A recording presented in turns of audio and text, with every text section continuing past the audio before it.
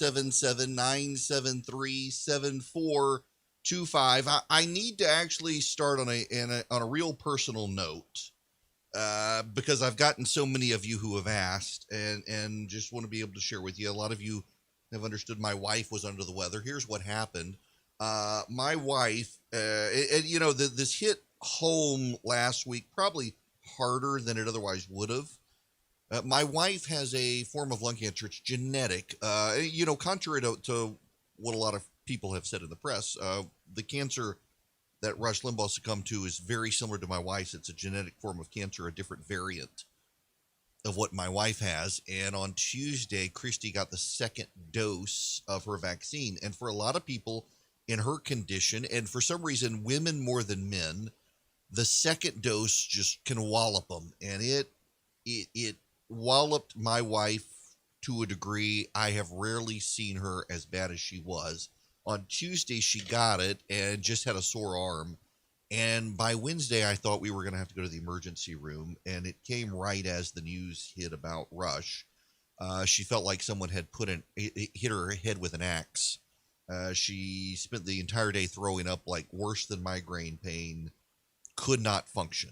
It was awful. I have rarely seen her like that, which it does a number on me to see her like that. And then on top of that, the news about Rush, and it was by Thursday, the headache was mostly gone and she had stopped throwing up. She could not get out of bed until Friday. And our son had his first soccer game on Friday night. She was desperate to go to it, and I insisted she stay home, but she went anyway. Basically had to get her into the car and get her there. But, she being outside in the air perked up, and by Friday night, she actually felt normal again, which normally, apparently, with these vaccines, particularly the Moderna one, which is what she took, it's about, for some people, it's a 24 hours of real just awfulness, some worse than others. Hers lasted about 3 days. She's been a little bit squeamish and worn out still, but if you want to know how well my wife is doing on Saturday, for the first time since February of last year, my wife got on her Harley and went for a ride, only to the dealership because she needed some work done. But she was able to get on her Harley by Saturday afternoon. So she is definitely fully recovered from that vaccine. But she signed up to do a daily monitoring of what is your condition. And every day she's wanted to reply back to the text she gets, y'all nearly killed me. Y'all nearly killed me. But she is way better now. It was a series of awfulness for multiple days, but she's much better. Thanks everybody who has prayed, who's asked. I appreciate it. She is doing way better now, and hopefully in about a month, once this thing fully kicks in, we'll be able to go back to normal and actually have people come to our house and cook and have people over. I cannot wait. We need to begin now that moving on from personal stuff to the actual topics of the day. I have said repeatedly for the last 4 years that the left would eventually get their own Donald Trump. And what I've meant by that is you take every bad thing the left has said about Donald Trump, and they would eventually have their own, and they would refuse not only to acknowledge it, but they would defend it just like people on the right have defended Donald Trump. That there would be those who took leadership stands and called out their version of what they perceived as Donald Trump, but most of them would double down in defense. For all those who heaped damnation upon Republicans for daring to support Donald Trump, they would get their Donald Trump, and they would behave exactly the same way, and they would refuse to acknowledge it. Look no further than Andrew Cuomo now. Look no further than Andrew Cuomo. The fact checkers are doing their best to defend Andrew Cuomo. The fact checkers, of course, are progressives who can't make it as real reporters, and so they decided to be fact checkers and call everything on the right a lie and everything on the left truthful, or it's complicated. Here's the editor-in-chief of PolitiFact, one of the most left-wing publications out there, on Andrew Cuomo. Here's another headline, Andrew. This is from CNN this week. Governor Cuomo in New York saying he should have been more aggressive against COVID death misinformation. He's suggesting misinformation. He's kind of blaming the media for the newfound scrutiny about nursing home deaths. Do you think Cuomo's been given an easy break by the media, and is that changing? I think the situation in New York is really complicated. Certainly, there are things to criticize about how the Cuomo administration handled data.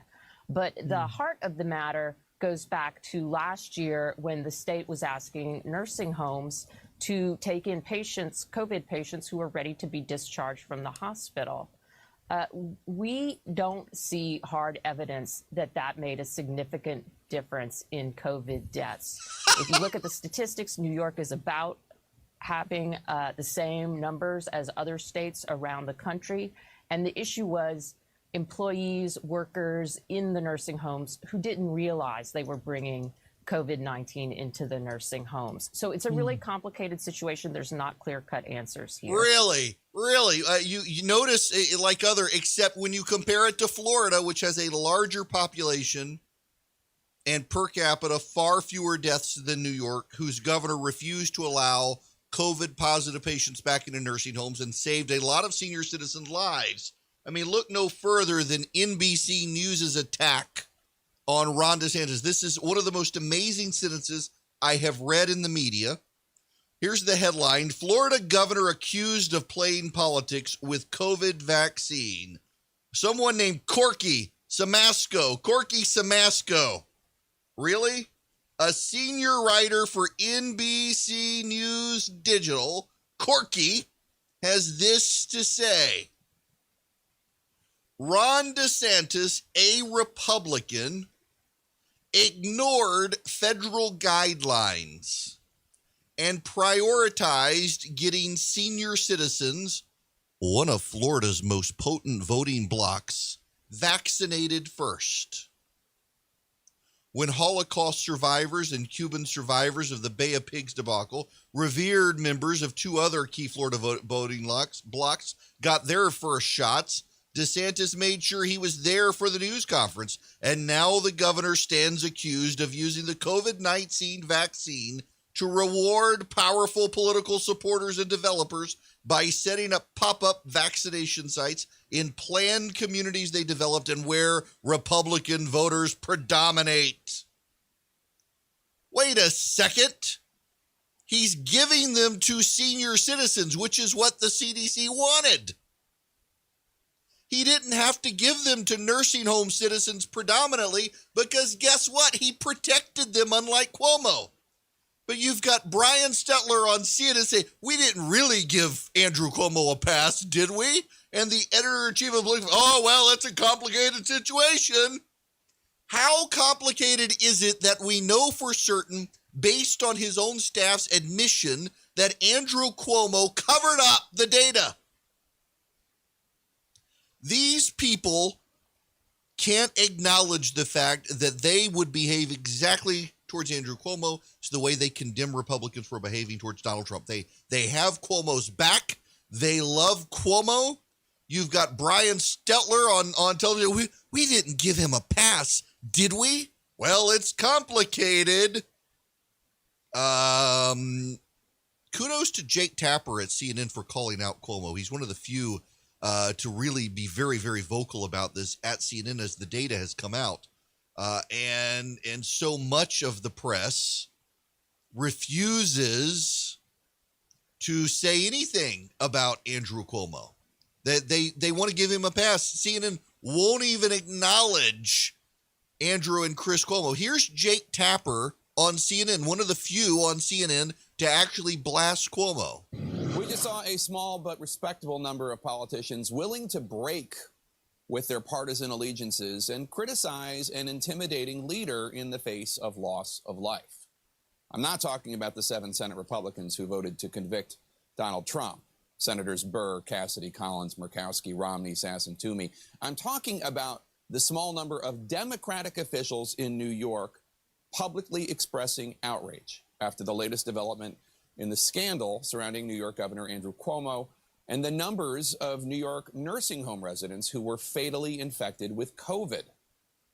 You may recall the Cuomo administration last March told nursing homes, quote, no resident shall be denied readmission or admission to the nursing home solely based on a confirmed or suspected diagnosis of COVID-19, unquote. Nursing homes took in thousands of seniors with COVID, potentially infecting thousands more, such as 89-year-old Norman Arbini.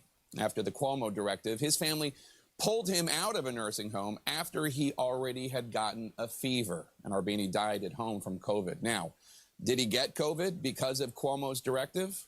We don't know for sure, but his family says it's not rocket science. It's not rocket science. Tapper's one of the few to call out Cuomo in the mainstream media. Democratic politicians are largely circling the wagon. What's so interesting here is that New York politicians are not. It's national Democrats and the press are circling the wagons around Andrew Cuomo, a man who has bullied and harassed people who dared to speak out. He's condemned, for example, Janice Dean at Fox News for pointing out his logical inconsistencies on handling COVID, his anti-science approach to handling COVID. She has said that he would be covering stuff up, and sure enough, he has been covering stuff up. And now NBC News is attacking Ron DeSantis for the audacity of giving senior citizens the COVID vaccine and putting COVID vaccine centers in areas where there are a large number of senior citizens because they vote Republican. NBC News is apparently okay if the senior citizens there die. These people, for 4 years, attacked Donald Trump for everything. They could not help it. They had to do it. They were predisposed against everything he did. And I have said for those 4 years that they would eventually get their own version of what they perceive as Donald Trump, and they'll never recognize it. They'll never admit it. They will deny it. They will defend that person. Oh, we would never do that. We would never behave like you Republicans. Never. Here comes a governor of the state of New York, of the Cuomo dynasty, who gets fluffed up every night on CNN by his brother for months on end. I mean, doing things that are illegal in every state except like parts of Alabama and Mississippi. And then CNN says, oh, well, he's not allowed to interview his governor. That would be a conflict of interest. His brother, he can't interview him. It's a conflict of interest there now. We wouldn't want him to ask tough questions. We have his staff in closed-door rooms saying, yeah, we lied. We covered it up. We were afraid that Donald Trump would make political hay out of it, so we had to be quiet. Sorry we didn't give you the data. Sorry we let the old people die. Andrew Cuomo bullying and badgering and harassing anyone, and the media just turns a blind eye, with few exceptions. You know, even Joe Biden can't condemn him. Here's Jen Psaki, the White House press secretary, dodging a question on the very issue. So now we've seen that Governor Cuomo has allegedly undercounted nursing home deaths, misled legislators in New York, and he called New York Assemblyman Ron Kim, raising questions, basically threatening to destroy him, I think was his actual words. So does President Biden still consider Andrew Cuomo the gold standard when it comes to leadership on the pandemic? Well, John, we work with Governor Cuomo just like we work with governors across the country. He's also chair of the NGA. So he plays an important role in ensuring that we're coordinating closely and getting assistance out to people of his state and to states across the country. And we'll continue to do that. And there, of course, will be a process. The investigations will leave that to others to determine, the appropriate law enforcement authorities to determine how that path is going to move as we look forward. But we are going to continue to work with a range of governors, including, of course, Governor Cuomo, because we think the people of New York, the people of states across the country need assistance, not just to get through the pandemic, but to get through this difficult economic time. And that's where our focus remains. All right, but Jen, my question was, does President Biden still believe that Andrew Cuomo is the gold standard, represents the gold standard on leadership during this pandemic? Just a yes or no. Does he well, still consider John, him the president. The president, well, it doesn't always have to be a yes or no answer, John. Doesn't have to be yes or no. Is he a gold standard or not? His goal, his objectives as president of the United States. He's going to continue to work with Governor Cuomo, just like he'll continue to work with governors across the country. She can't bring herself to criticize the guy. The Democrats have said for 4 years they would be intellectually honest. They would stand up. They would call out their own side. They would never do what they said Republicans did to Trump. We now know for certain Andrew Cuomo engaged in a cover-up. We now know for certain on the same day Ron DeSantis in Florida was saying, Don't send senior citizens back to nursing homes if they've got COVID. Andrew Cuomo was saying, pile them in, knowing what would happen. And the media would still rather attack Ron DeSantis than attack Andrew Cuomo. They cannot bring themselves. They've got to defend their precious. They are who we always thought they were, even though they've denied it. You can follow Erick around social media at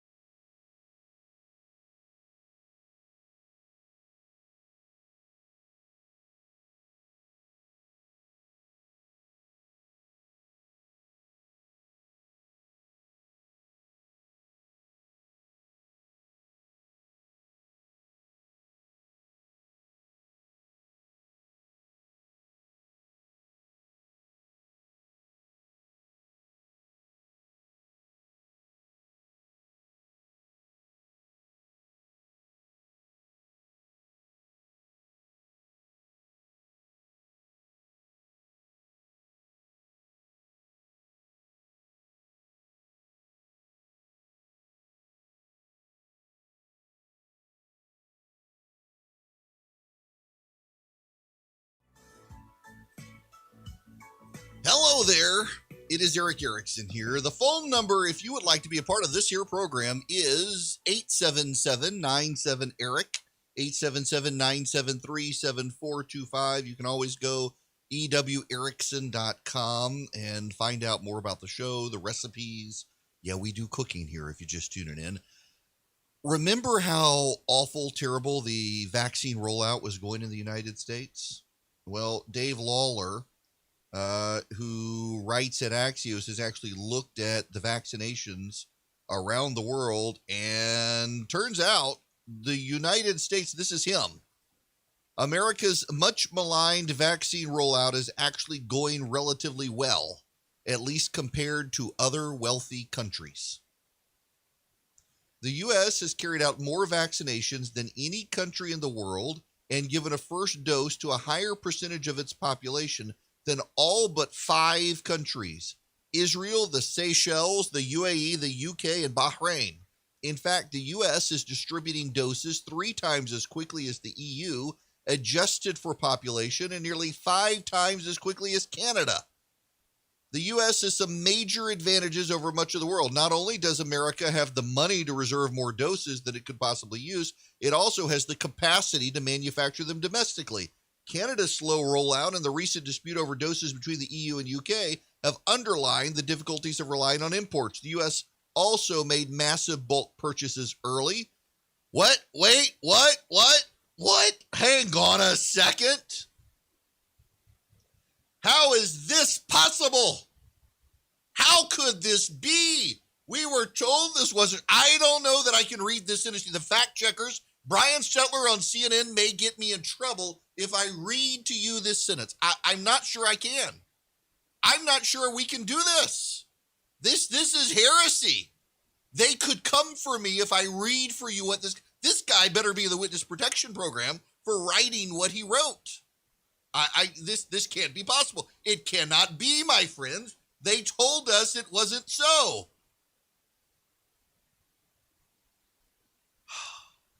In nomine Patris, Filii, Spiritus Sancti, amen. All right. With a devil may care attitude, I'm going to read for you what this guy wrote. I got bulletproof windows, so pray for me because I'm about to read something that you're not supposed to say in public.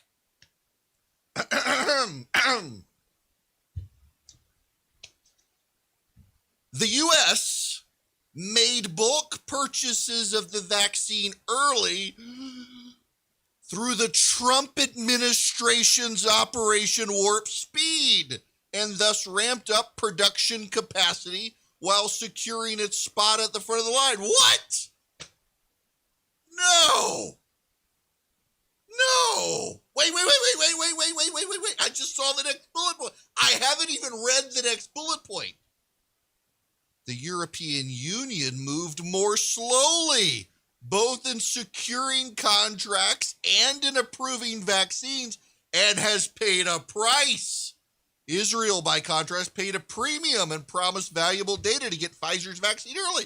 How could this be? It also helps that the 2 most effective vaccines on the market were developed entirely or partially in the U.S. What? How can this be? They said it wasn't so. I can't believe I just read that on the radio. The Trump administration's Operation Warp Speed successfully made bulk purchases early and ramped up production capacity? How? No! NBC News and CNN said it wasn't so. The fact checkers denied it. Forgive me for having shared this truth with you, because they'll come for me now, won't they? Good gracious, the things we learn.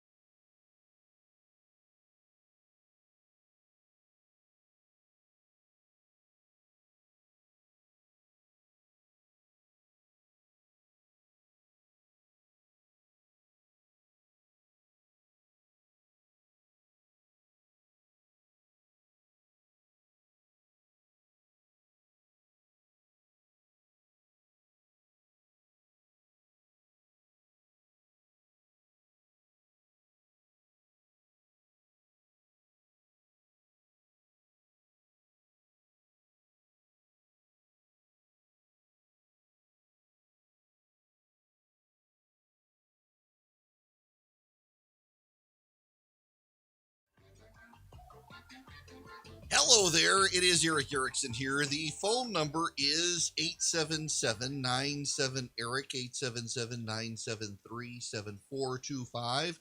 Let's go to Jacob all the way in Brooklyn, New York. Jacob, welcome.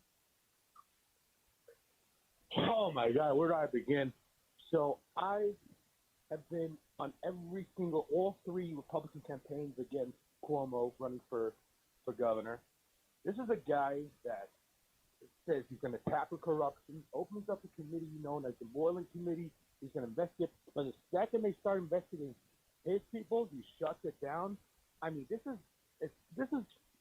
he is the quintessential corrupt politician. So wait, so all of the things the left has said Donald Trump is that Andrew Cuomo actually is. Precisely. So it's even more than that. Like, they always projected on Trump that he's the most corrupt politician ever. I mean, it doesn't even come close to what Cuomo has done. It really doesn't. I mean, just when you think Cuomo is corrupt, he just finds a way to show you how he's even more corrupt. Well, and more so than that, I think it's worth noting, too, that he gets a complete pass by most of the media because they love to hobnob with the guy. He gets an Emmy while people are dying.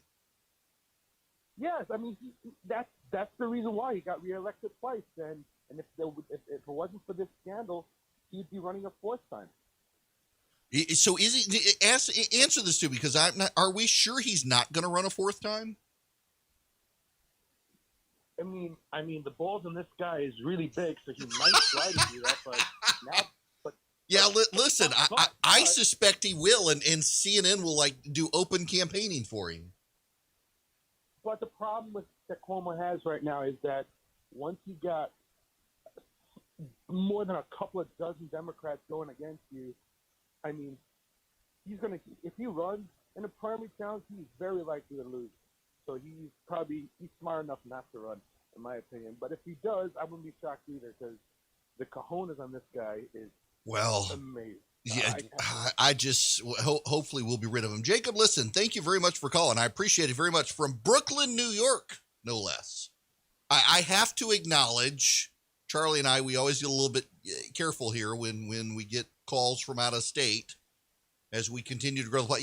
I know what our streaming numbers are. I'm starting to think I need to start sending them to radio stations that we're not on and say, look at the number of people in your area that are listening, because something like 49% of our listeners on our live stream aren't even in the state of Georgia at this point, which is pretty great for a show that has aspirations. Now, those of you who are waiting, I've actually, we got a call on a topic that I want to talk about here in 1 second, but I need you to know, you need to know, the media is still talking about Ted Cruz.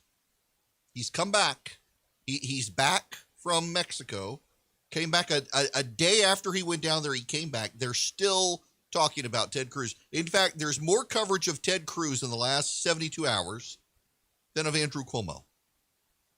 That tells you everything you need to know. Now, I've been wanting to get to this topic. I got a lot of friends of mine who dressed in solidarity with this pastor. In fact, one moment here, while I pull this up, a buddy of mine who's a pastor up in Atlanta wore his red tie with his blue and white stripes in honor of James Coates. James Coates is the pastor in Canada who has been jailed for letting his people go to church. So, Dana, you're going to be next. Welcome. Good morning, Eric. This is Day Behind Dana in Middle Georgia. How are you doing? I'm good. Thanks for calling in. I'm always a day behind listening. Listen, I wanted to follow up, and I wanted to tie the story with James Coates to the story you were covering a few minutes ago about the protection of Cuomo. One of the things that I realized, particularly listening to a podcast last week, is that we have, in Canada, they have a similar situation to the one that we have, in that you've got the left coast, you've got the big cities mainly, New York, L.A., et cetera, that are protecting the Cuomo and, castigating everybody else in the country, particularly those of us here in the South and in the Midwest. You've got a similar situation going on in Canada. Alberta is in Western Canada, and it is all the of Texas of Western Canada.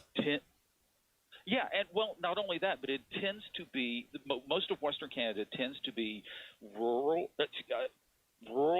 and middle class, hardworking, salt of the earth kinds of folks, like the people in the Midwest and the South.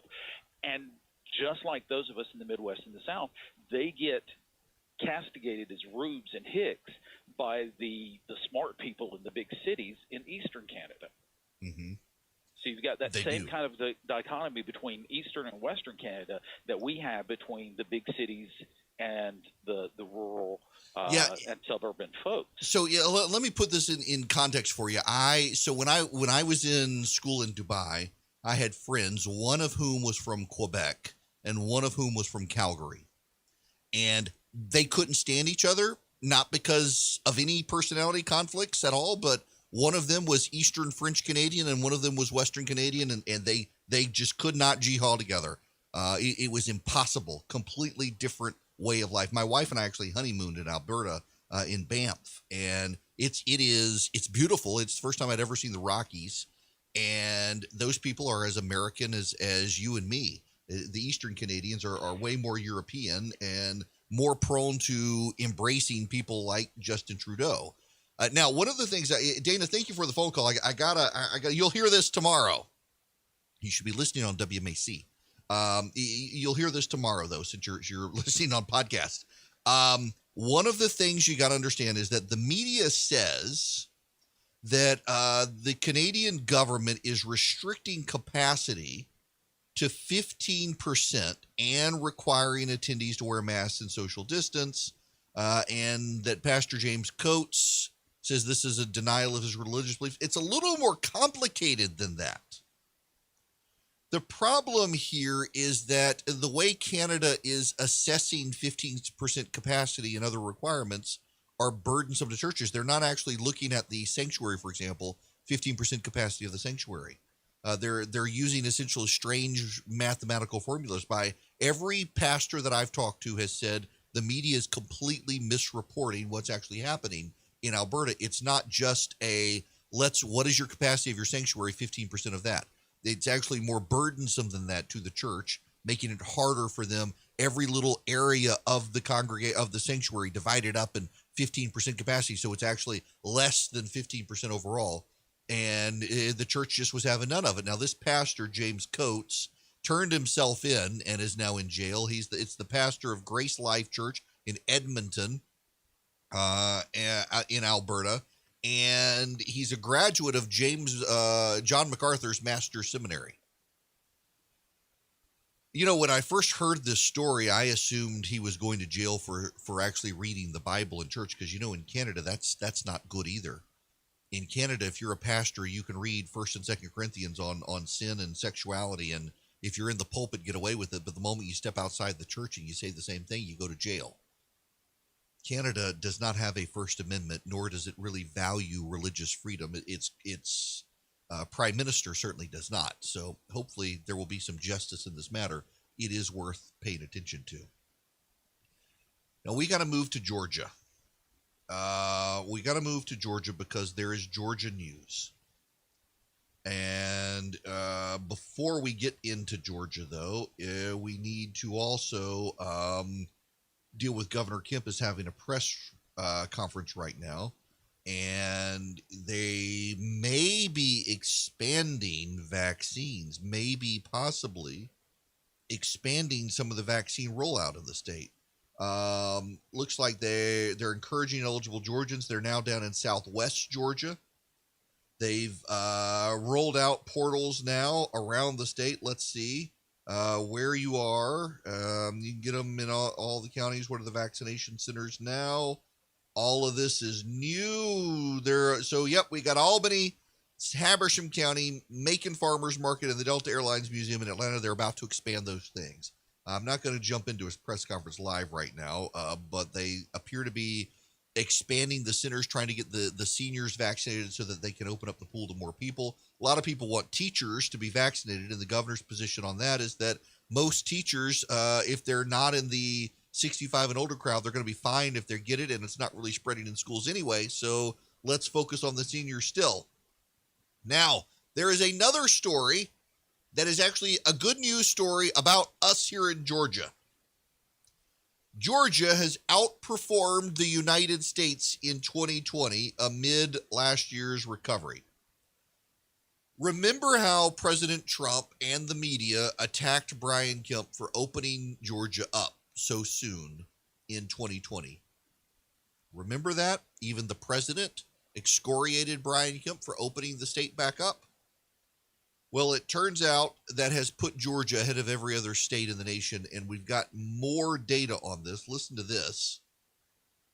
As the pandemic hit, this is from the AJC, as the pandemic hit, orders dropped at Winton Machine and Swanee, chilled by confusion and uncertainty. The 23-year-old maker of fabrication equipment, machines that made tubular parts for other machines, has buyers ranging from the corporate, like General Electric, to the military, like the U.S. Navy. Many put their orders on hold.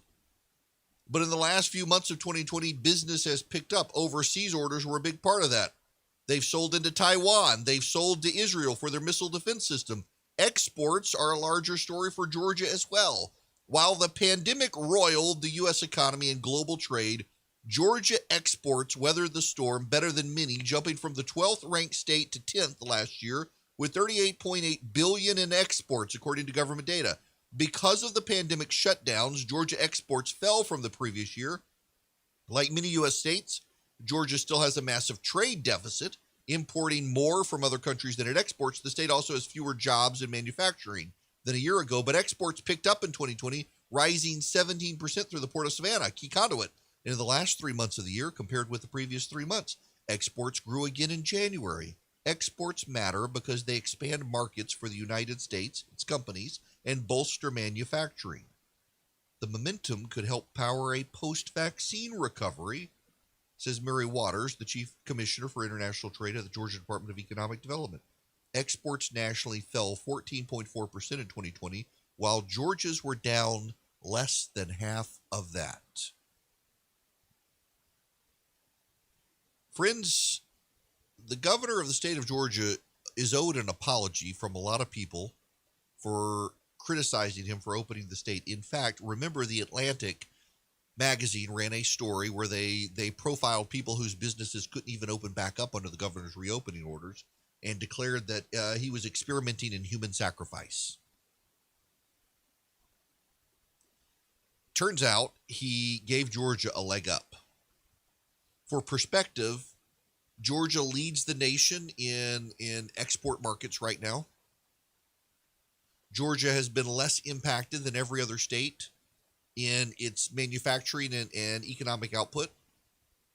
Georgia's citizens have seen the least drop in take-home pay of any of the 50 states. Georgia's unemployment rate dropped faster and quicker, sooner than every other state of the nation. By every economic metric, the state of Georgia has outperformed the rest of the nation. And it did so in large part because Governor Kemp took a chance on reopening the state sooner than every other state. And it worked. It worked.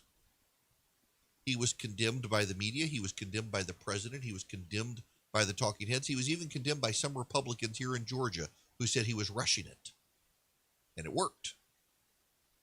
He's owed credit for that. You may blast him for the election and all this other stuff, much of which wasn't his responsibility or he had any power to do with. But on this, you have to objectively give the governor of Georgia credit. The data shows the governor of Georgia worked well. The data shows the governor of Georgia got us reopened. The data shows the state of Georgia is doing better economically in terms of take-home pay, in terms of jobs created, in terms of jobs saved, in terms of manufacturing, in terms of economic output, in terms of getting kids back into school. Over and over and over and over and over, the data shows because Governor Kemp reopened the state when he did and managed it as he has, we've been great. We've done well. We haven't exceeded resources for hospitals, even as the virus surged again. We haven't exceeded supplies. We've been able to move people around in hospitals as needed to keep them safe. Vaccine distribution continues to move up. The governor of the state of Georgia did well. And it's worth noting that Georgia is rebounding economically because of it in ways other states still aren't. There's not my truth or your truth. There is.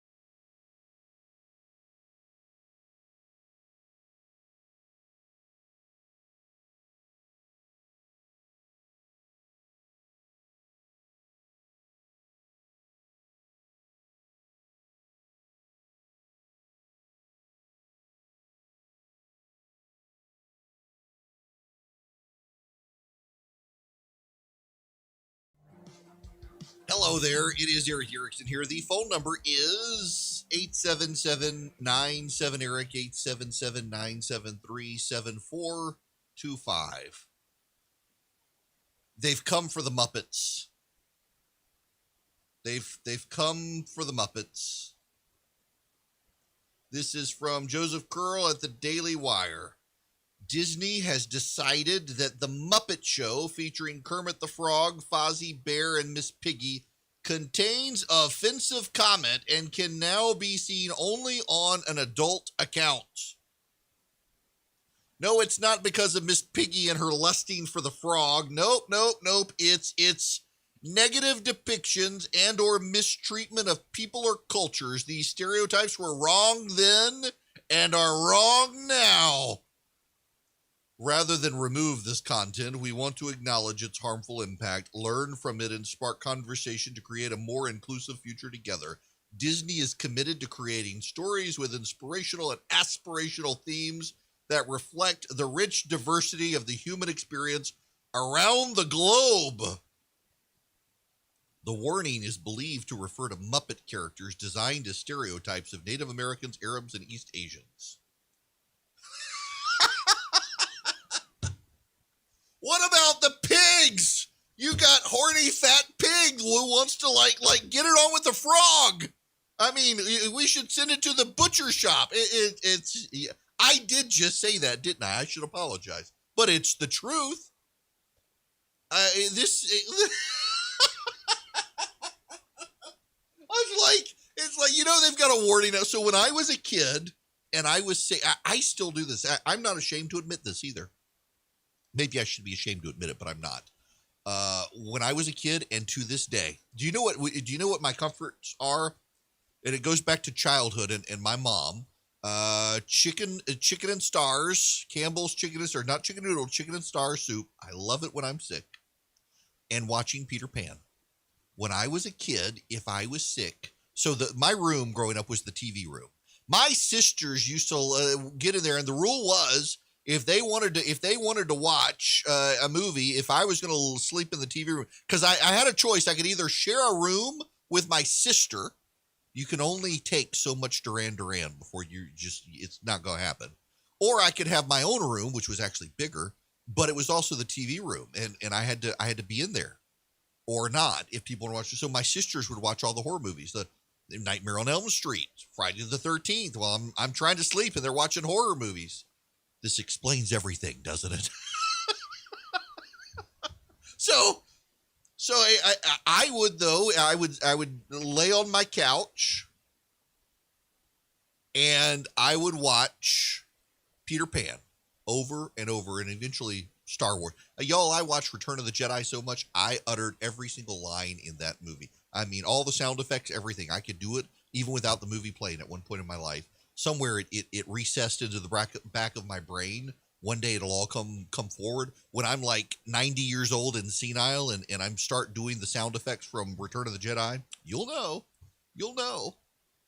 But now, if you try to watch Peter Pan on Disney, it comes with a warning. Because, the what makes the red man red, that song. Yeah, it's a insensitive cultural depiction. Why can't we accept that things were different in the past and move on? Why must we constantly apologize for it? If this is a unique phenomenon to 21st century social justice warrior wokeism, it's a form of penance. We're going to let you see this because we know you'll enjoy it. But for the angry people in comfortable shoes, we've got to apologize and serve penance so that you can enjoy this. It's all about having your cake and eating it too. See, if they really did buy into this stuff, they would take it down. They would take down the Muppets. They would take down Peter Pan, but they don't want to because they make money off of it. Because most Americans really don't give a crap about all of the apology, offensiveness, nonsense stuff. But they got to do this for the wokes. Because, a lot of people at Disney are woke. Kathleen Kennedy is a woke. Kathleen Kennedy got rid of Gina Carano from The Mandalorian because Gina Carano dares to not be a politically correct social justice warrior. Now she's going to go, Gina's going to be fine. She's going to go off with Ben Shapiro and make movies. But Kathleen Kennedy's a woke. She ruined Star Wars with all the woke garbage. She ruined Star Wars by essentially deciding to hand it over to Rian Johnson, who clearly hated Star Wars. Disney is full of wokes. Disney is full of social justice warriors, but they can't help themselves. They want to make money from Peter Pan and the Muppets. So they'll apologize and then roll the tape. But honestly, it's Muppets. They're actual inanimate objects with people's hands up their rectum moving their lips. I mean, they're like half the reporters on MSNBC. Really, I'm just flabbergasted with all of this. Wow. When we come back, we got to move into some Georgia news.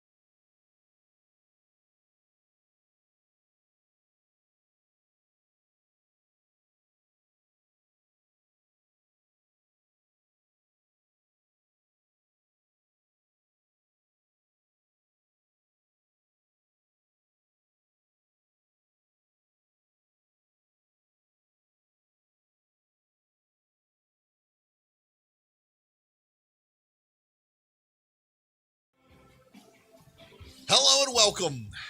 It is Erick Erickson here. The phone number is 877-97-ERIC, 877-973-7425. My mom was listening in the last hour about growing up and we lived in Dubai. She feels I should clarify this. You're just tuning in. When I was a kid and I was feeling bad, if I was sick and stayed home, I got to watch Peter Pan on repeat. I love Peter Pan to this day. If I'm sick, I still watch Peter Pan. And now if my kids are sick, I put on Peter Pan for them. And Chicken and Star Soup, although my kids are picky and they won't do it. But I mentioned growing up, this is what we would do. And I slept in my room. Bedroom was also the TV room. We had a Betamax. We didn't have a VHS. If you know, you know.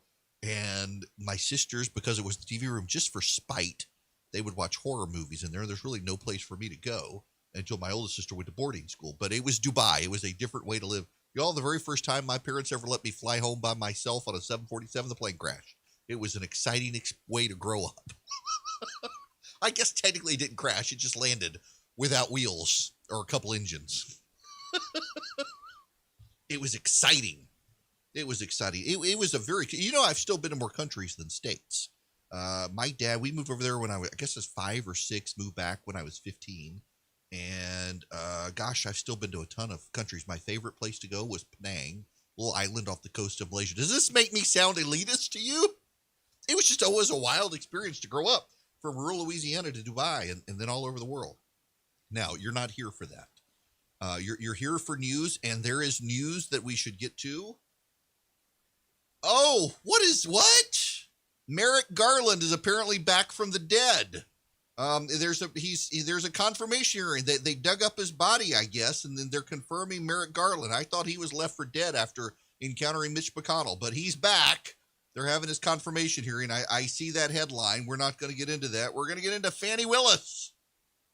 She's the Fulton County District Attorney, and she has launched an investigation into possible election fraud by former President Donald Trump.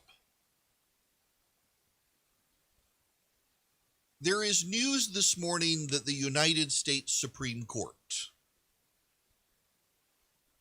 has handed a loss to Donald Trump over his taxes. His accounts will be handed over by his accountant to New York prosecutors who are looking into the Trump organization and to Donald Trump personally. For those of you who don't get it, I want to say something here. It's not an endorsement. It's a statement of fact. I want you to understand whether you agree or not what's going on here. Whether you agree or not, the left considers Donald Trump a unique threat. Now, they turn a blind eye to their own threats, like Andrew Cuomo. They have internalized that Donald Trump is somehow a threat to democracy. And the January 6th storming of the U.S. Capitol solidified in their mind that he must be stopped. If the Republicans were not going to convict him, then they were going to have to do something. Ironically, if the Republicans in the Senate had convicted Donald Trump and barred him from holding office again, much of what is about to happen to him would not happen. The left would consider the issue resolved. And it does make you wonder if some of the Republicans in the Senate recognized this and decided that it gave them cover to not vote for impeachment, knowing what was coming. Let me tell you what's coming for Donald Trump. A witch hunt. New York prosecutors want to look into Donald Trump. It won't be done at the federal level. Joe Biden wants nothing to do with it. To his credit, Joe Biden wants to move on and thinks that every day that Donald Trump dominates the headlines is a day that distracts from what he wants to do. But New York prosecutors, the left in general, they want to destroy Donald Trump now. They want to financially ruin Donald Trump. They want to make it impossible for Donald Trump to run for president in 2024. And so they're going to aggressively examine him, cost him lots of money on legal fees, drive him to bankruptcy if they can, and wipe him out. It is an extensive prosecutorial witch hunt to ruin Donald Trump because they want to do everything they can to make it as impossible as possible for him to run for president again. I just said impossible as possible. Yep, I just said that. But that's what they want to do. And it comes to Georgia as well. Fulton County fired, the voters tossed their old district attorney. He was corrupt. He demoralized the police. He ran an investigation, or he ran a nonprofit that was under investigation, and they got rid of him in favor of Fannie Willis, she used to work for him. Newly elected, but used to work there. And she, too, is in on this to try to get Donald Trump. She's got legitimate basis for doing so, which is the phone call Donald Trump should never have had with Brad Raffensperger. So she's investigating him for election fraud. And the question for her constituents is it a waste of time? Let's be honest here. If you're going to go after the former president of the United States, it's all hands on deck, and you better bring your A game. And a South Fulton City Councilman, Khalid Kamawa, is saying, I need my district attorney to be as motivated to prosecute renegade police as she is to go after a renegade ex-president who's 600 miles away.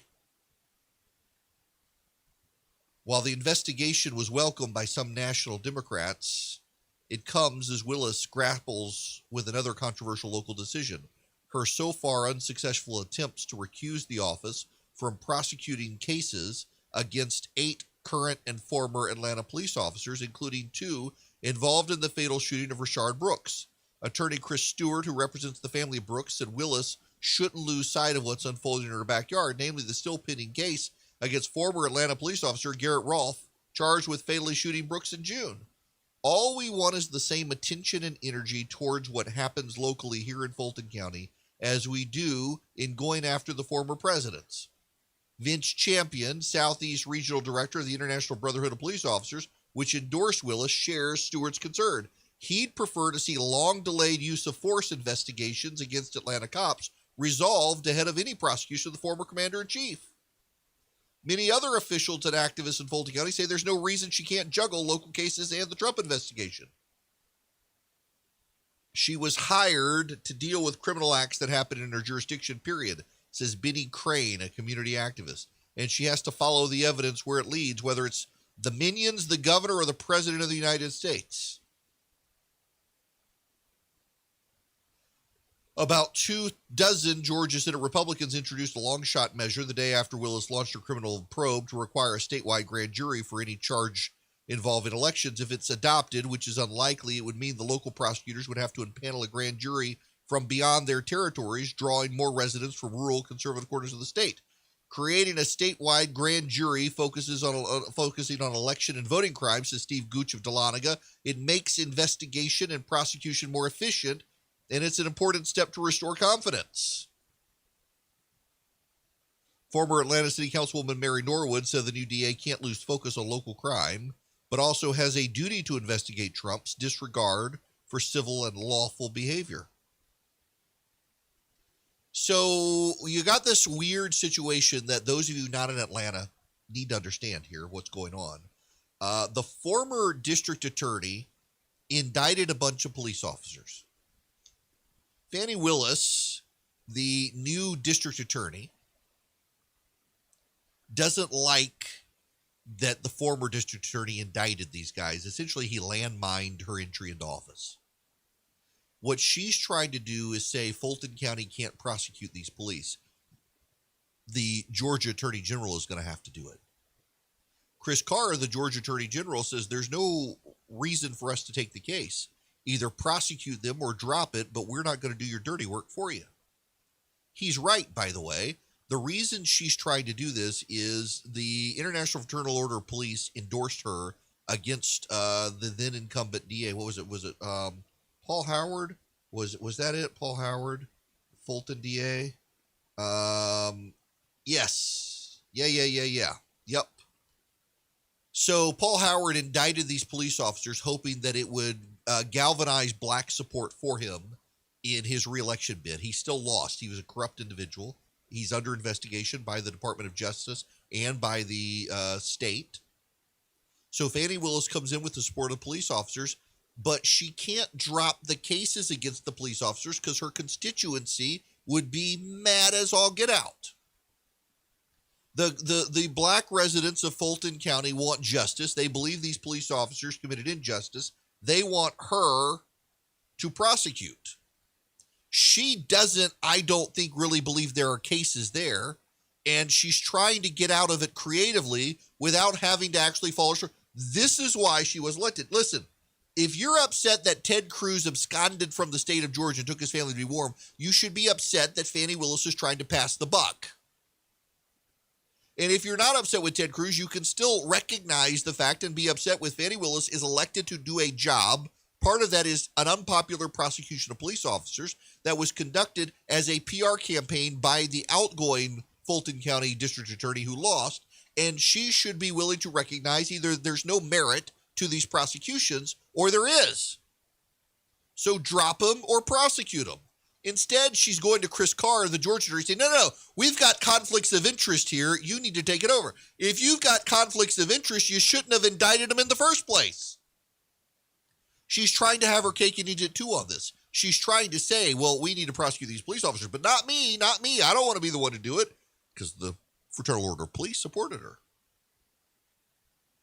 And the Georgia Attorney General, Chris Carr, said, nope. Sorry, this is yours. There's no reason for you to walk away from this. There's no reason for the Georgia Attorney General to take this over. So she's got to do that. Now, on top of that, she wants to begin an investigation into Donald Trump. Now, here's something she could do. If she's that cold and calculating and political, drop the police and go all in on Trump and generate a bunch of headlines that show you're going after the former president of the United States. Win or lose, you generate a bunch of goodwill to a bunch of Democrats in Fulton County. The president won like 25% of the vote in Fulton County. So you prosecute the president, you probably can win re-election even if you drop the cops. And you do it at the same time, and it's a big grand distraction. Of course, the odds are she loses the case against the president. These are interesting times, but you know what? She wanted the job. She's going to have to do it. But it's I think, a rather bit of a danger. I think it is really dangerous for local prosecutors to be so committed to destroying the former president. Because one, I don't think they can do it. And two, I don't think they should even try. They beat Donald Trump at the ballot box once. They lost once, they won once, and they're worried about a rematch. They're really worried about Joe Biden. They're worried about Biden screwing things up. They're worried about Donald Trump being more focused this time and getting more of his base out. You know, he only lost by 43,000 votes nationwide. He could have still won, and they know it. So they're pouring all of their resources into making sure he can't run again. And ironically, that may embolden his base and embolden him to run again. There's a report out, we'll get to it when we come back, that he's laying the groundwork for 2024. I know it's only 2020. We shouldn't have to talk about it, but we should. We need to at least explore what's going on here because there are some key caveats. But one of those is this, these prosecutions. The Supreme Court today said that the New York prosecutors can get a look at Donald Trump's books, including his taxes. They're going to probe every penny and try to charge him with tax fraud and everything else they can. You got the Fulton County DA trying to charge him with trying to steal an election.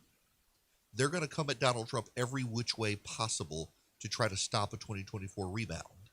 And the president himself needs to understand that that's what this is about. It's all about stopping him from running again. Of course, it's Donald Trump. That means he's more likely to run than ever before.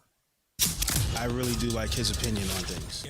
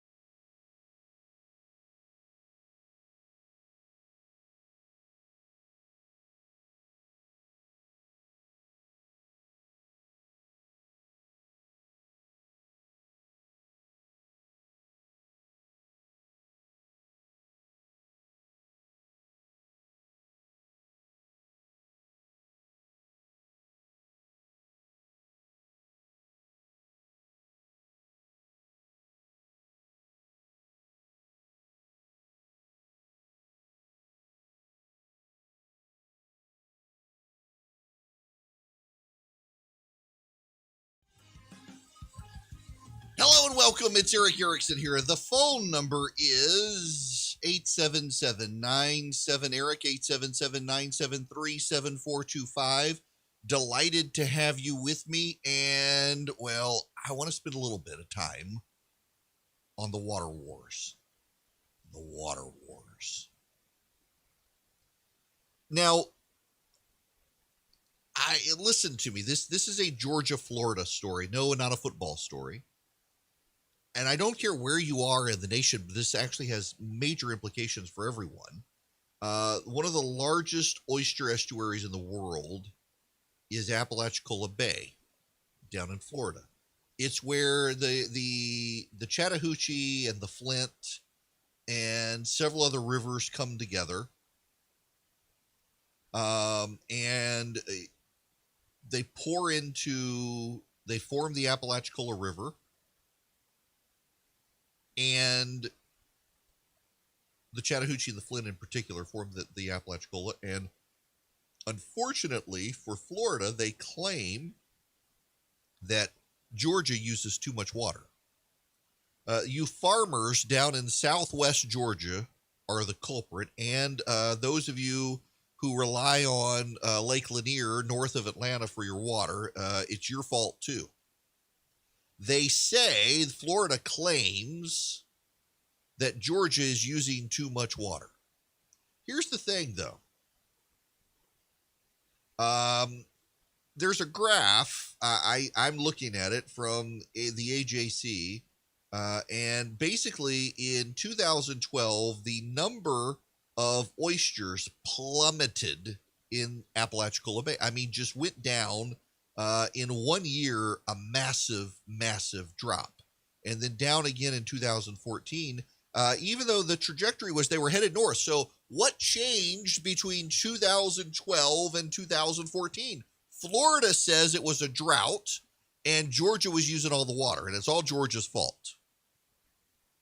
A special master was hired by the Supreme Court, by the federal court system, to look into it. And that special master expert sided with Georgia. Now, why? Georgia says its water use has been reasonable. In fact, if you've paid attention on Lake Lanier and some of the others, they've had to let more water out because the water was getting too high. But Florida allowed over-harvesting after the 2010 Deepwater Horizon oil spill.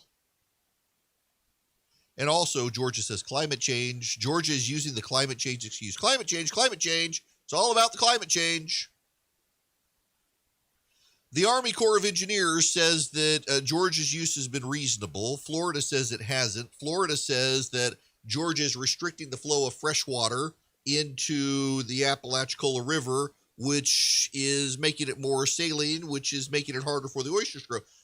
Y'all listen. You can believe Florida if you want, but I mean I got no dog in the fight. My water source where I am in Macon is not relying on this watershed area. But you could see that if you could see this graph, it literally is a nosedive from 2012, which is the height of Apalachicola Bay oysters, to 2013. It is a massive drop. It goes from 3 million to 1 million in a year, and then down to 500,000 in 2014. That can't be a lack of fresh water impacting that as much, particularly when there's a massive, in 2011, 2012, after the Deepwater Horizon oil spill, there's a massive capture by Florida of the oysters. Something has to be going on now. Florida says it's Georgia says it's climate change. I don't really believe that either. But the fact of the matter is, Florida has taken Georgia to the Supreme Court, and they're arguing this case now in the United States Supreme Court. And Florida is probably going to lose. To put in perspective the devastation of this industry in Florida, though, in 2008, 1 in every 10 residents of Franklin County, Florida, had an oyster license. They harvested 10% of the county's wild oysters. By 2019, they don't harvest oysters there anymore. Florida has put in a multi-year ban on harvesting oysters. Now, I'm not an oyster eater. I don't really like them. They're like the snot of the ocean. I just, ugh. But you're going to hear the case in the Supreme Court today on whether or not Georgia's using too much water, and that's going to have a massive impact in the Southeast if they rule for Florida.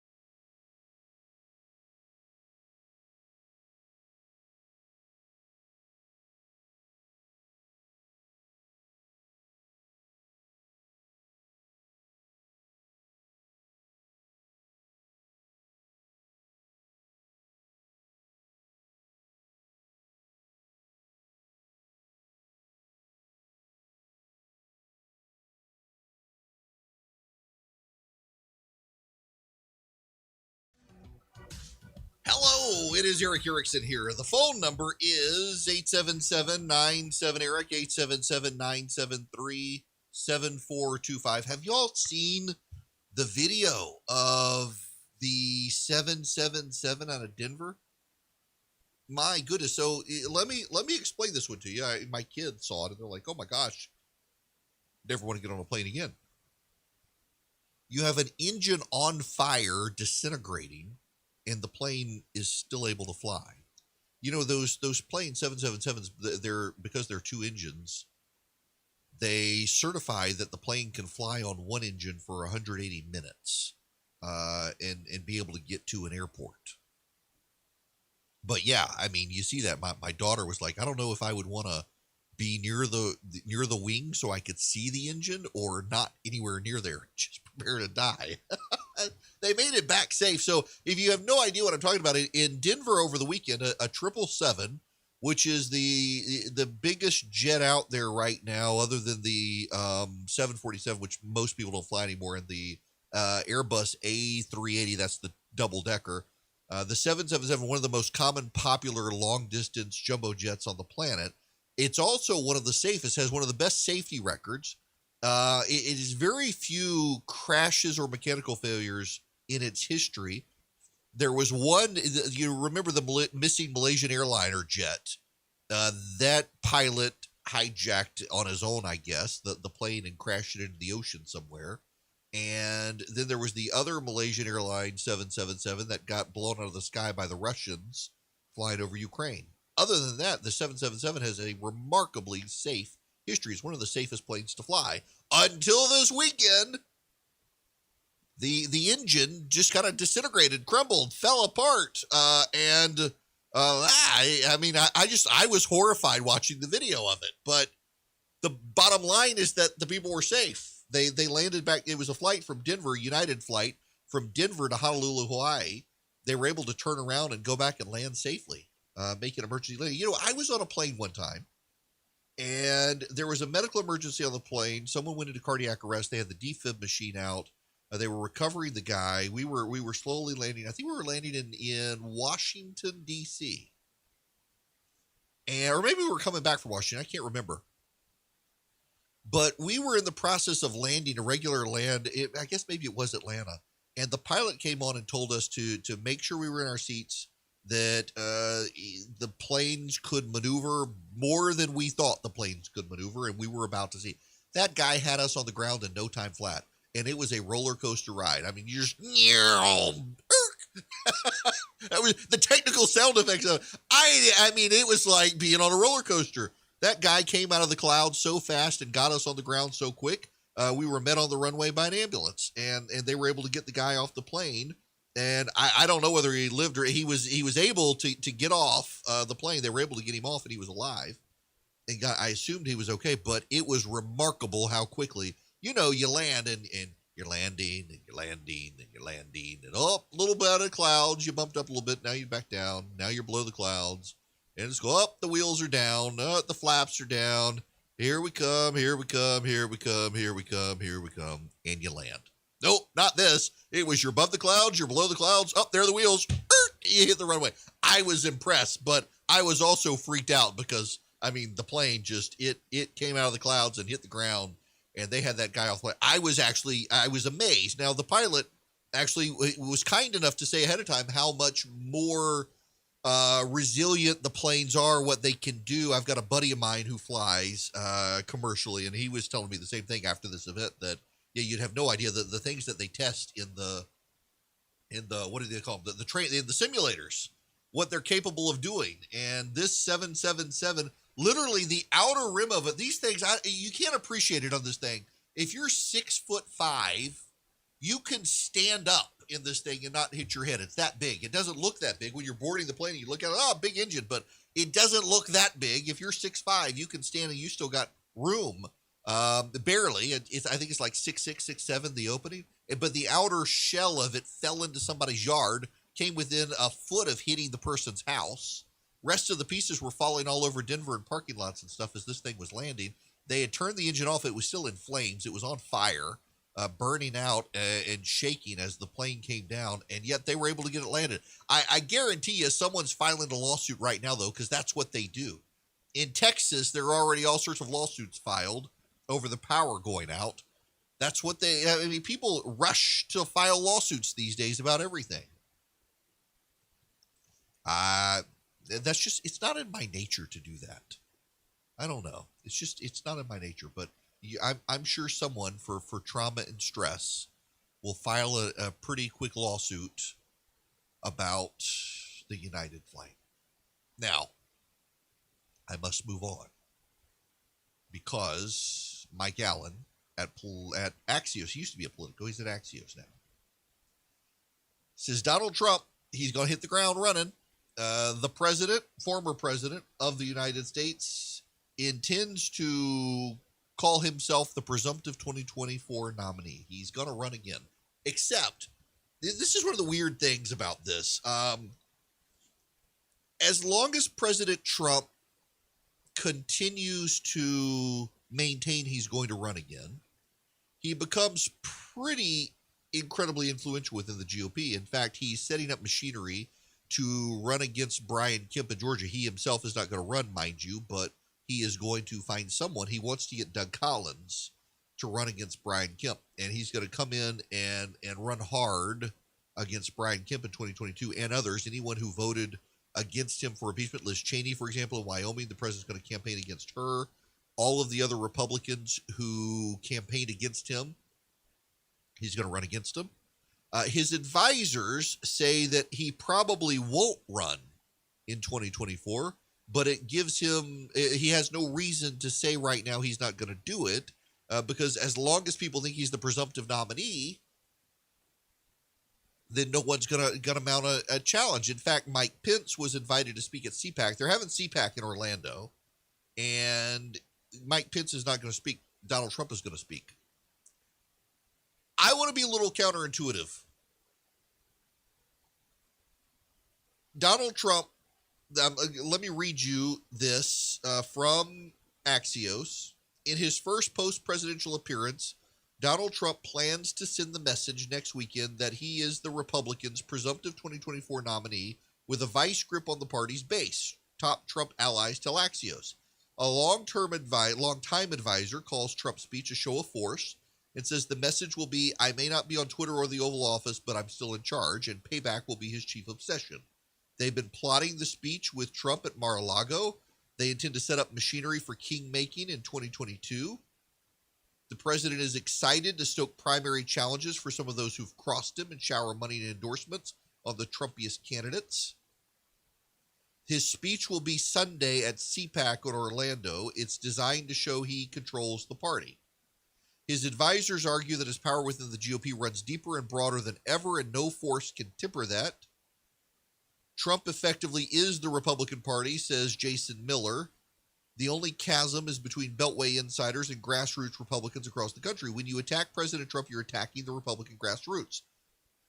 The few Republicans who've spoken ill of Trump since the election, including House members who voted to impeach him and senators who voted to convict, have found themselves censured, challenged, and vilified by their parties in their home states. The president's PAC, Save America, has $75 million on hand. He's got a database of tens of millions of names. Many Trump confidants think he'll pretend to run, but ultimately pass. He knows the possibility or threat gives him leverage and attention. A Trump source said some Republicans have told him, if you endorse me, I'll run. But advisors say that's not how it'll work. This week's meetings will aim to tap the brakes. Instead, Trump is going to set up a formal process for vetting potential endorsees, including a requirement that they raise money and put together an organization. He plans to argue in a CPAC speech that many of his predictions about President Biden have already come true. And he's going to lay into the swamp. They're going to take on Washington again. Let me be a little counterintuitive here. First, I do think that one of the concerns Trump is going to have is these prosecutions against him in New York, Georgia, and elsewhere. They're going to come for him. And that may help him with the base, but may ultimately ruin his 2024 chances. But I think one of the best things for the Republican Party would be if Donald Trump builds up his inevitability for 2024, and ultimately decides not to do it. You heard me. I think it would actually be really good for the GOP if the president made it feel like he was the inevitable choice and then ultimately chose not to run. The reason is this. In 2024, if Donald Trump doesn't run, you're going to have a plethora of candidates, left, right, and center in the GOP, trying to vie for the heart and soul of the Republican Party. And there are going to be a lot of people who are not conservatives, who pretend to be conservatives to try to get the base on their side. There are going to be a lot of people who are rank opportunists who have no governing intuition, who are going to do their best impression of Donald Trump to get people on their side. The longer Donald Trump says he's going to run for president, the less likely it is that any of these people are going to be able to mount a real effective race. Whether Donald Trump runs or not, they're going to be precluded from raising the money and building the organization they would otherwise build. You have the potential, without Donald Trump running for president, you've got the potential for Republicans to have another 2,000 person race like they did in 2016, where you've got the big kids table, the medium kids table, the short kids table. Oh, this short kid's polling well. Let's put him at the big kids table. This big kid up. We got to put him at the medium kids table. The medium kid, we got to put him at the short kids table up. This guy's dropping out. Now this guy's getting in. And you've got this on and on for so long. The president potentially precludes that. The president potentially makes it impossible for these guys to engage at that level. The president essentially, by saying he's going to run in 2024, even if he doesn't, will stop a lot of Trump wannabes from being able to raise money. And that will shrink the field for 2024. If the president doesn't run, they're not going to be able to rush out and get this money. And that's a good thing. So whether the president actually decides to run or not, it's good for the party that he maintained that he's going to run. And if he does run in 2024, frankly, I think that's good as a whole for the GOP. And the reason I say that is because there's a part of the president's base convinced that it was stolen from him. And they want a rematch. And I think give them the rematch. Let them see whether or not it was really stolen. I mean, internally, you should know, internally, the president's team privately concedes that he did not do what needed to be done in order to win.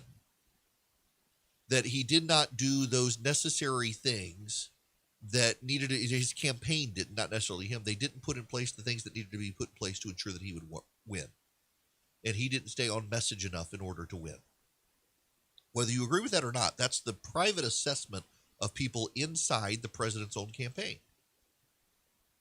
So let's let him run in 2024, and either he builds up the operation and his base turns out for him, and he finds a way to bring people back to him who went to Joe Biden, including white men and senior citizens, or he doesn't run and he precludes so many Trump wannabes from running that he does the party a favor either way. He either gets the base to come back out and vote for him and tries to build new alliances, or he precludes the wannabes from running. Let's be honest here. There are a lot of people out there, and I don't know that people have good enough BS detectors. There are a whole lot of people out there who want to sound like Donald Trump and be like Donald Trump, who really, they couldn't care less. They just think if I act like him, I'm going to get elected. And privately, they don't like him. I mean, some of these people are people who behind the scenes badmouth him ruthlessly, and yet in public, they go through performance art to pretend they're one of them. So if the president is running, he precludes them from running. And if he drags it out and ultimately doesn't run, well, he's precluded them from being able to raise money. The people who are going to raise money, regardless of what President Trump does, are the people you know aren't going to care for him. So the president, if nothing else, serves a role of consolidating the Republican field by how he decides to govern himself. It's a good thing for the party that he's doing this. It's a good thing that he's doing it as well. because, frankly, to some degree, it does make the prosecutions look more malicious against him. Whether they're legitimate or not, they look malicious to begin with, and more so if he decides to be a candidate in 2024, but he starves the field of money that would otherwise go to posers who aren't authentically like him. And he's played a role that's actually good for everybody in the party by doing that. You're listening to the Erick Erickson Show, the perfect...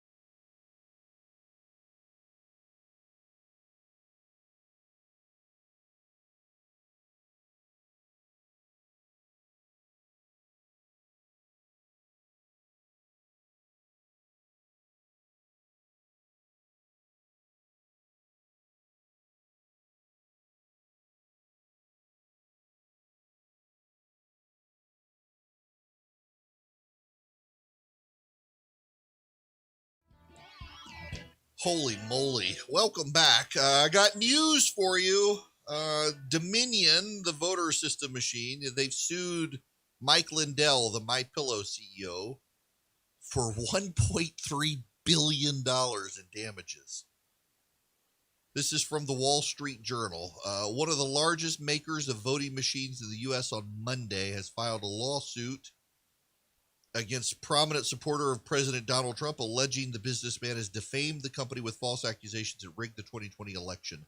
Dominion Voter Systems sued Mike Lindell, chief executive of Minnesota-based MyPillow, Inc., and his company in the U.S. District Court for the District of Columbia, seeking more than $1.3 billion in damages. In its complaint, the company cited a number of statements made by Mr. Lindell, including in media appearances, social media posts, and a 2-hour film claiming to prove widespread election fraud. Mr. Lindell said he helped produce the film, which he released online in early February. The complaint alleges that Mr. Lindell made false claims about the integrity of Dominion's voter machines and that he knew no credible evidence supporting his claims, and that the company had stolen the election from Mr. Trump, which Dominion calls the big lie. He is well aware of the independent audits and paper ballot recounts conclusively disproving this big lie, but Lindell sells the lie to this day because the lie sells pillows.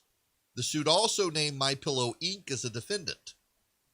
In an interview, Lindell said he was very, very happy to learn of the lawsuit. I have all the evidence on them, he said. Now this will get disclosed faster. All the machine fraud and the attacks on our country. Dominion's lawsuit accuses Lindell of repeatedly and falsely alleging that algorithms in Dominion's voter machines had stolen votes from Donald Trump. It said he had undertaken a marketing campaign for the pillow company based on his support of Mr. Trump, and the former president's claims the election had been stolen from him. Dominion said the allegations by Lindell and others have irreparably damaged its reputation, jeopardized its contracts with state and local governments, and prompted death threats and harassment against employees. The company says it supplies election equipment used by 40% of U.S. voters. Federal and state officials have said there's no evidence of any voting system deleting or changing votes in November. Election officials have recounted and audited millions of paper ballots in multiple states, which have affirmed the outcome. Now, they've already sued Rudy Giuliani and they've sued Sidney Powell. Multiple media outlets have gotten letters threatening lawsuits. Smartmatic USA, a separate company, has sued Fox for $2.7 billion. And other lawsuits appear to be coming. So you got Rudy Giuliani sued, Sidney Powell sued, Fox News sued. Where is OAN? When are they suing OAN? I assume that's coming too. Remarkable, honestly, it's remarkable that it's taken them this long to get a lawsuit against y'all. Listen, I'm sorry. If there's one thing I did in life as a lawyer that I was good at was elections law, and I can tell you these machines did not steal the vote. You may think they did, but they didn't. Do you know there are independent audits that are done after every election to make sure the machines aren't rigged? And essentially, after all the elections are said and done, they go out and they randomly pick precincts in each state and they hand count to make sure that the hand count and the machines align. And thus far in every state, the risk management audits they've done have aligned perfectly. So that being said, Lindell will go forward with this lawsuit, and he thinks that there will be discovery, and there will be discovery. There will be discovery. And maybe he can find something in discovery. That's what he's hoping, I think. He's hoping to find something in discovery that's exculpatory towards him. I'm just not sure that that's gonna work. I'm just not sure that he's going to find what he thinks he's going to find. Now, we should move on to the news that I have put off talking about. Occasionally, as a radio show host, there are stories that are news stories that you feel an obligation to cover because you're a talk radio show host, but you also do the news. And it's a news story that everybody is talking about. And because it's a news story that everybody else is talking about, you kind of feel like, I got to talk about this story. I got to talk about it because if I don't talk about it, people are going to say I'm not really giving them the news that they want. And it's the big news story of the day. But you as the host are looking at the story, you're thinking, I don't really want to talk. I don't care about the story. And if I don't care about it, how can I get the listeners to care about the story? But the listeners are like, it's news. You must talk about it. 30. And so occasionally we arrive at the moments where I've got to spend this entire segment talking about news that I don't really want to talk about because the audience expects me to talk about the news. And so I must talk about the news now and devote the rest of this segment to a big news story. Kim Kardashian and Kanye West are getting a divorce. They're going to part ways now. Oh, we're out of time.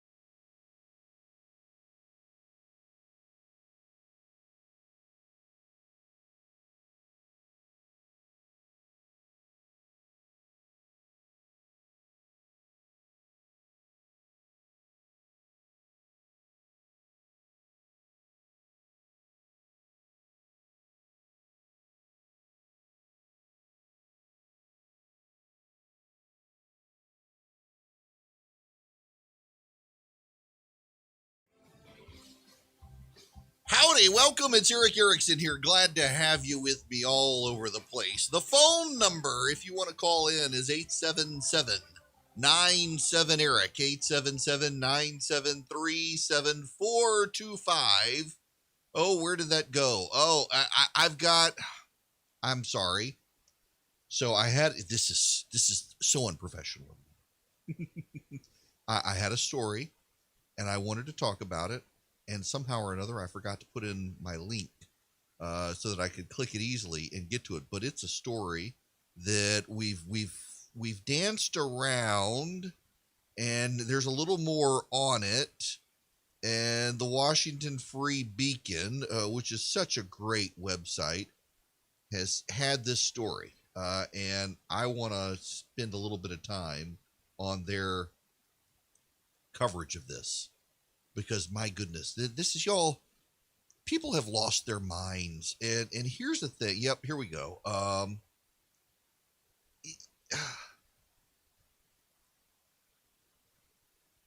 Let me put this.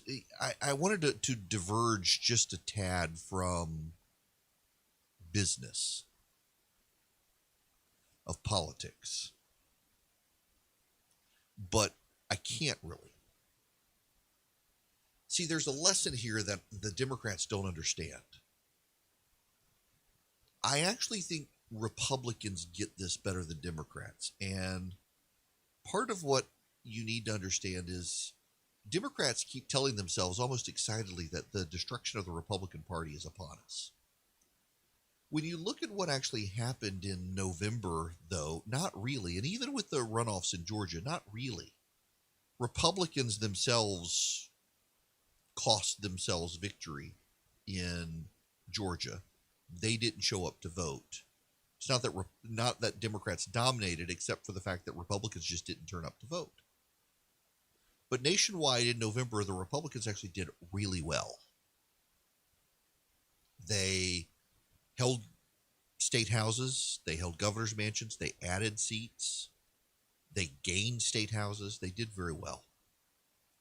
And the thing that Democrats don't seem to understand is that at this moment, they seem to think that competence in running the government is going to get them votes, when increasingly Americans across racial lines and ethnic lines are voting culturally. And the left's cultural advances aren't helping them. They have internalized this belief that the United States is a left of center country, when in fact most people are fairly conservative about the things they know, and conservative culturally in ways. Look, they may embrace gay rights, they may embrace gay marriage, but mom and dad aren't necessarily sure they want their daughter competing against a boy on the girls' soccer team.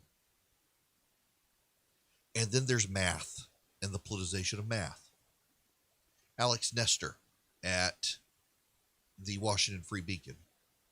The Oregon Department of Education wants teachers to enroll in a class focused on dismantling racism in mathematics, Fox News has reported. The Pathway to Math Equity micro course, which the Oregon Department of Education advertised in its newsletter, aims to provide middle school teachers with the resources needed to abolish quote-unquote white supremacy culture in math class, concentrating on finding the right answer and asking students to show their work demonstrate white supremacy according to the 82-page course document. The course packet describes precisely how math teachers can become anti-racist. Educators must analyze how math is used to uphold capitalist, imperialist, and racist views. Teachers are also encouraged to create a math identity so that students can see themselves as mathematicians. Feels bad for the kid who gets the 0 as their identity. And adopt homework policies that address the needs of minority students. Class worksheets ask teachers to describe anti-racist qualities they should develop during the school year. The course sets different goals for each month of the school year. In November, teachers are asked to consider how they authentically include minority and multilingual students in math class. In May, teachers will evaluate how they dismantle power structures in the classroom. The course begins on February 25th. according to the Oregon Department of Education email. Months of racial justice protests spurred state education departments and public school districts around the country to insert elements of critical race theory, the idea that American government and economic institutions are inherently racist, in their K-12 curricula. The North Carolina Board of Education approved a new American history standard this month that will teach high school students to, quote, explain how racism, xenophobia, disenfranchisement, and intolerance have affected individual and group perspectives of themselves as Americans, and compare how some groups in American society have benefited from economic policies while other groups have been systemically denied the same benefits. That's right, because who needs education when you can have indoctrination? This is nuts. Let me read you this from Oregon. I got this pulled up here. This tool provides teachers, we must read it in progressive speak. This tool provides teachers an opportunity to examine their actions, beliefs, and their values around teaching mathematics. The framework for deconstructing racism in mathematics offers essential characteristics of anti-racist math educators and critical approaches to dismantling white supremacy in math classrooms by visibilizing the toxic characteristics of white supremacy culture with respect to math. Building on this framework, teachers engage with critical praxis in order to shift their instructional beliefs and practices towards anti-racist math education. By centering anti-racism, we model how to be anti-racist math educators with accountability. While primarily for math educators, this text advocates for a collective approach to dismantling white supremacy. This school-wide approach ensures that anti-racist work is not left alone to one individual like math teachers or a director of equity. If your school doesn't have one, they're racist. But to enlist the support and voices of all stakeholders in the school ecosystem. Teachers should use this workbook to self-reflect on individual practices in the classroom and identify next steps in their anti-racist journey as math educators. Leaders and coaches should use this framework during observations and walkthroughs, annotating the behaviors and providing targeted feedback, except to the minorities, because that would be very bad. Administrators should examine programs and policies and how white supremacy impacts student outcomes. In addition, they can hold teachers accountable for completing the activities in the workbook.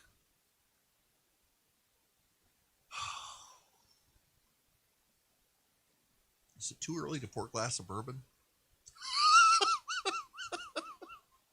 Oh my gosh. And the word salad, the word salad of this stuff is, let's just review in normal speak now, the word salad. This tool provides teachers an opportunity to examine their actions, beliefs, and values around teaching mathematics. The framework for deconstructing racism in mathematics offers essential characteristics of anti-racist math educators, critical approaches to dismantling white supremacy in math classrooms by visibilizing the toxic characteristics of white supremacy culture. Building on the framework, teachers engage with critical praxis in order to shift their instructional beliefs and practices towards anti-racist math education. Oh, if you're dropping F-bombs, repent. But yes, my brain is. I'm trying not to say them on the radio. Let's dismantling white supremacy in math classrooms. We see white supremacy culture show up in the mathematics classroom even as we carry out our professional responsibilities outlined in the California Standards for the Teaching Profession. Using the CST Pass, a framework, we see white supremacy culture in the mathematics classroom can show up when we don't use jazz hands. The focus on getting the right answer. Independent practice is valued over teamwork, collaboration. Real-world math is valued over math in the real world. Now, you're wondering, what the heck is that? How do I engage students learning? White supremacy culture shows up in math classrooms when real-world math is valued over math in the real world. Often the emphasis is placed on learning math in the real world as if our classrooms are not part of the real world. This reinforces notions of either or thinking because math is only seen as useful when it's in a particular context. However, this can result in using mathematics to uphold capitalist and imperialist ways of being and understandings of the world. Instead, consider the daily ways that students interact with mathematics in their communities and use those to provide context for mathematics problems. A verbal example. If I'm walking forward, how might I represent with the numbers or symbols? What if I'm walking backward? Use transit systems to teach concepts like positive and negative numbers. Are there transit systems that use negative numbers? Learn about, engage with, and incorporate ethnomathematics. A verbal example. Reflect on your day so far. What math have you already used? Study more about ethnomathematics and how to authentically incorporate ethnomathematics or living mathematics. Oh my God, help us. Mathematics, it's like Latinx with an X at the end. I kid you not. This paper offers specific implications for teaching and learning and brings into conversation ideals for ethnomathematics, helpfully included in parentheses, including Western mathematics, post-colonial theory, aesthetics, biology, and indigenous knowledge, in order to propose a new vision for practicing mathematics, what I call mathematics. Oh my gosh. Let's see. Every day we accumulate more evidence humans are destroying the planet. We need only look at the increasing levels of air pollution, climate change, destruction of the ozone layer, and the elimination of various plant and animal species throughout the world to know we can't continue with the forms of living that we come to consider normal. However, not until recently has the public become aware of the effects which deeply impact our lives. One might ask, what role should mathematics play in stopping or slowing the rate of such destruction? In this article, I bring into conversation ideas from ethnomathematics, post-colonial theory, aesthetics, biology, indigenous knowledge. I do so in order to form and promote interaction between different knowledges, different ways of knowing, and different knowers. Have you noticed the rise of homeschooling lately? Wait. I'm sorry, I just ran across this one.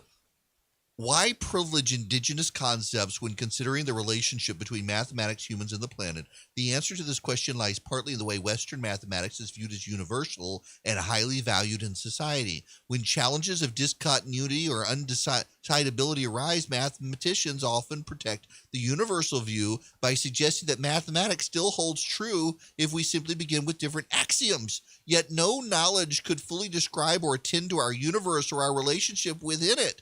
If we look to the role of Aboriginal knowledge that played in the readings of signs of distress from the land, the preservability of biodiversity, and the rule of survival in general, we see the limits of Western mathematics science practices as a means of intervention. What the hell? Y'all, these people, they're teaching the future. You know, the Chinese look at this, they're like, yes, America, more of this. How can we subsidize this crap? And the Chinese are like, these people are going to be taken so easily. To be clear, there's no universal indigenous worldview. Within the U.S. alone, there are 567 peoples federally recognized as American Indians and many more that are not recognized. Within Mexico, there are 62 peoples recognized as indigenous, comprising 13% of the nation's population. Within Canada, there are 634 people recognized as First Nations, plus people who are Mets and Inuit, all accounting for 5.6% of the nation's population. And these populations cover only North America, not the globe. The use of particular languages and ties to particular lands create unique views held by Aboriginal people. And this is about math? How? It's not about math at all. It's about making white academics feel good about themselves. Holy moly, this is where the homeschool is on the rise. I guarantee you that this is going to coincide with a new left-wing attack on homeschool. You watch the Biden administration. I guarantee you, in the next 4 years, the Biden administration is going to go to war with homeschoolers. Because if you're homeschooling, you're protecting your children from learning about how math is racist. Math is racist, you know. White supremacy culture shows up in math classrooms when independent practice is valued over teamwork or collaboration. Now, oh, wait. Here we go.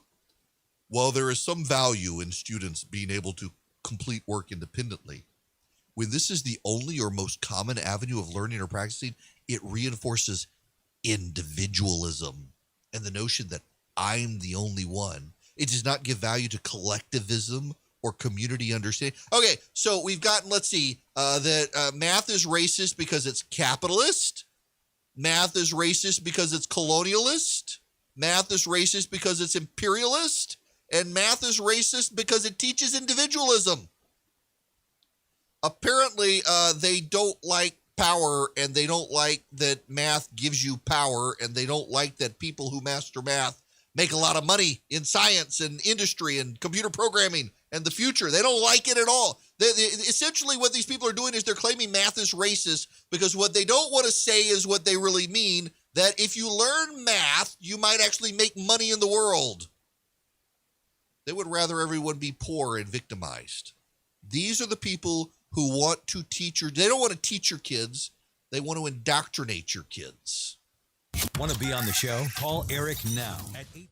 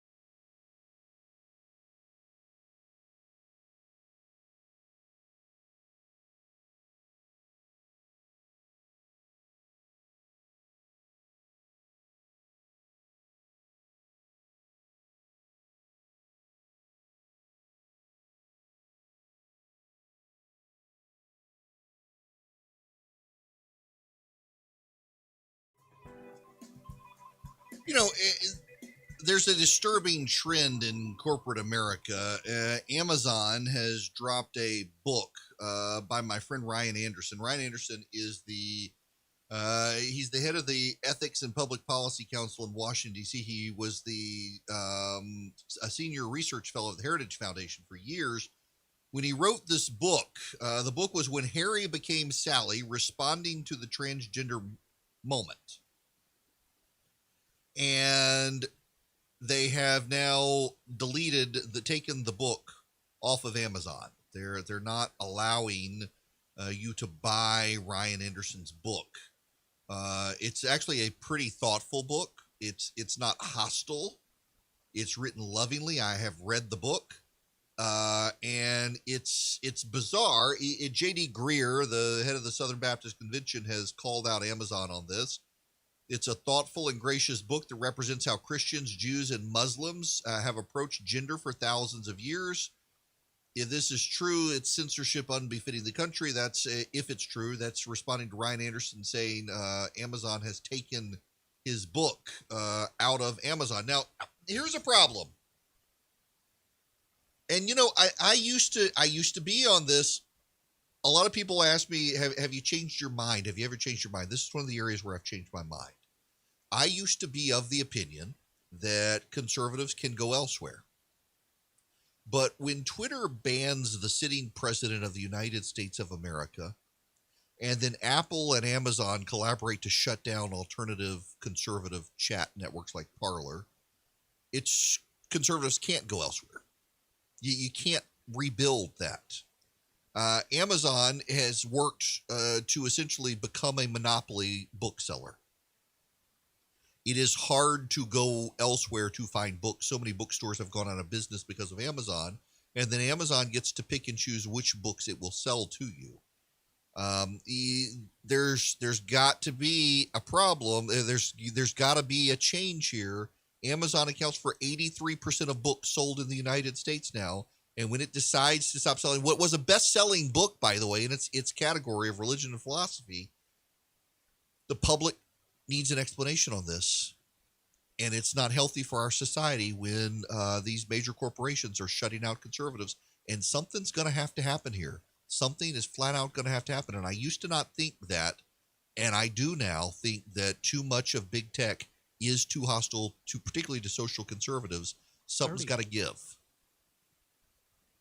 My problem is I'm not sure what that is, and I don't think that the remedy by some on the right, for example, getting rid of Section 230 or siding with these left-wing media companies against Facebook in Australia is the answer. But something's got to give here. This is not good that they can do something like this.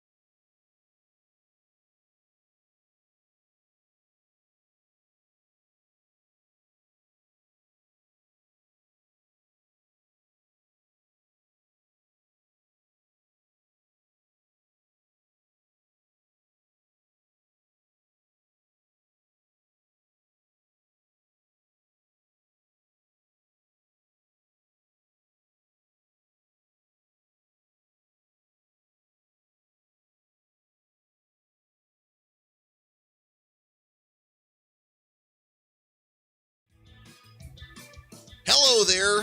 It is Erick Erickson here. The phone number is 877-97-ERIC, 877-973-7425. I got to play some of this interview. Chris Wallace had Bill Gates on. Bill Gates has a new book out. Interestingly enough, the environmentalists are attacking Bill Gates for releasing a book on climate change. And the reason is because they think he hasn't done enough. He hasn't done enough, and as a result of him not doing enough, they are bashing. He doesn't have the knowledge base, you know. He doesn't have the knowledge. Because he doesn't have the knowledge, he is somehow should keep his mouth shut, I guess. The whole thing is rather weird, honestly. The amount of attacks on him, he's come to their side, and they want to attack him for having been late to the party and not now proposing enough or being a big enough thinker. This is Bill freaking Gates. Maybe they want him to implant microchips in people, and he's not doing it. I don't know. Well, yes, the CO2 stays in the atmosphere for thousands of years, and that's what forces the temperatures to go up. And so it's really the sum of all those emissions starting in the industrial age that's causing this temperature forcing with all of its ill effects. There's no magic date that it's all great until then and it's terrible once you cross the threshold. It's pretty linear as far as we know. 2050 happens to be the soonest realistic date for the world to change all of these sources of emissions, which are actually quite broader than most people are aware of because it's got things like steel and cement, not just cars and electricity. Bill Gates now lecturing us on carbon emissions, and other environmentalists, having been done it for so long, they're upset with him coming to the party. Well, listen to Chris Wallace. Ask Bill Gates the question a lot of us want to know. You admit at the very start of your book, in the opening pages, that you are an imperfect messenger for all this. You admit, you acknowledge, you live in big houses, you fly around in private jets, and have a big carbon footprint. So how do you answer people who say, well, who's Bill Gates to preach to us? That's absolutely right. I am offsetting my carbon emissions by buying clean aviation fuel and funding carbon capture and funding low-cost housing projects to use electricity instead of natural gas. And so I have been able to eliminate it. And it was amazing to me how expensive that was. Cost of being green, the green premium, we've got to drive that down. But to me, my experience in innovation and thinking about the right metrics, I felt like if we have this idealistic generation and this wonderful goal, we need a plan, and that my experience could help contribute to that plan.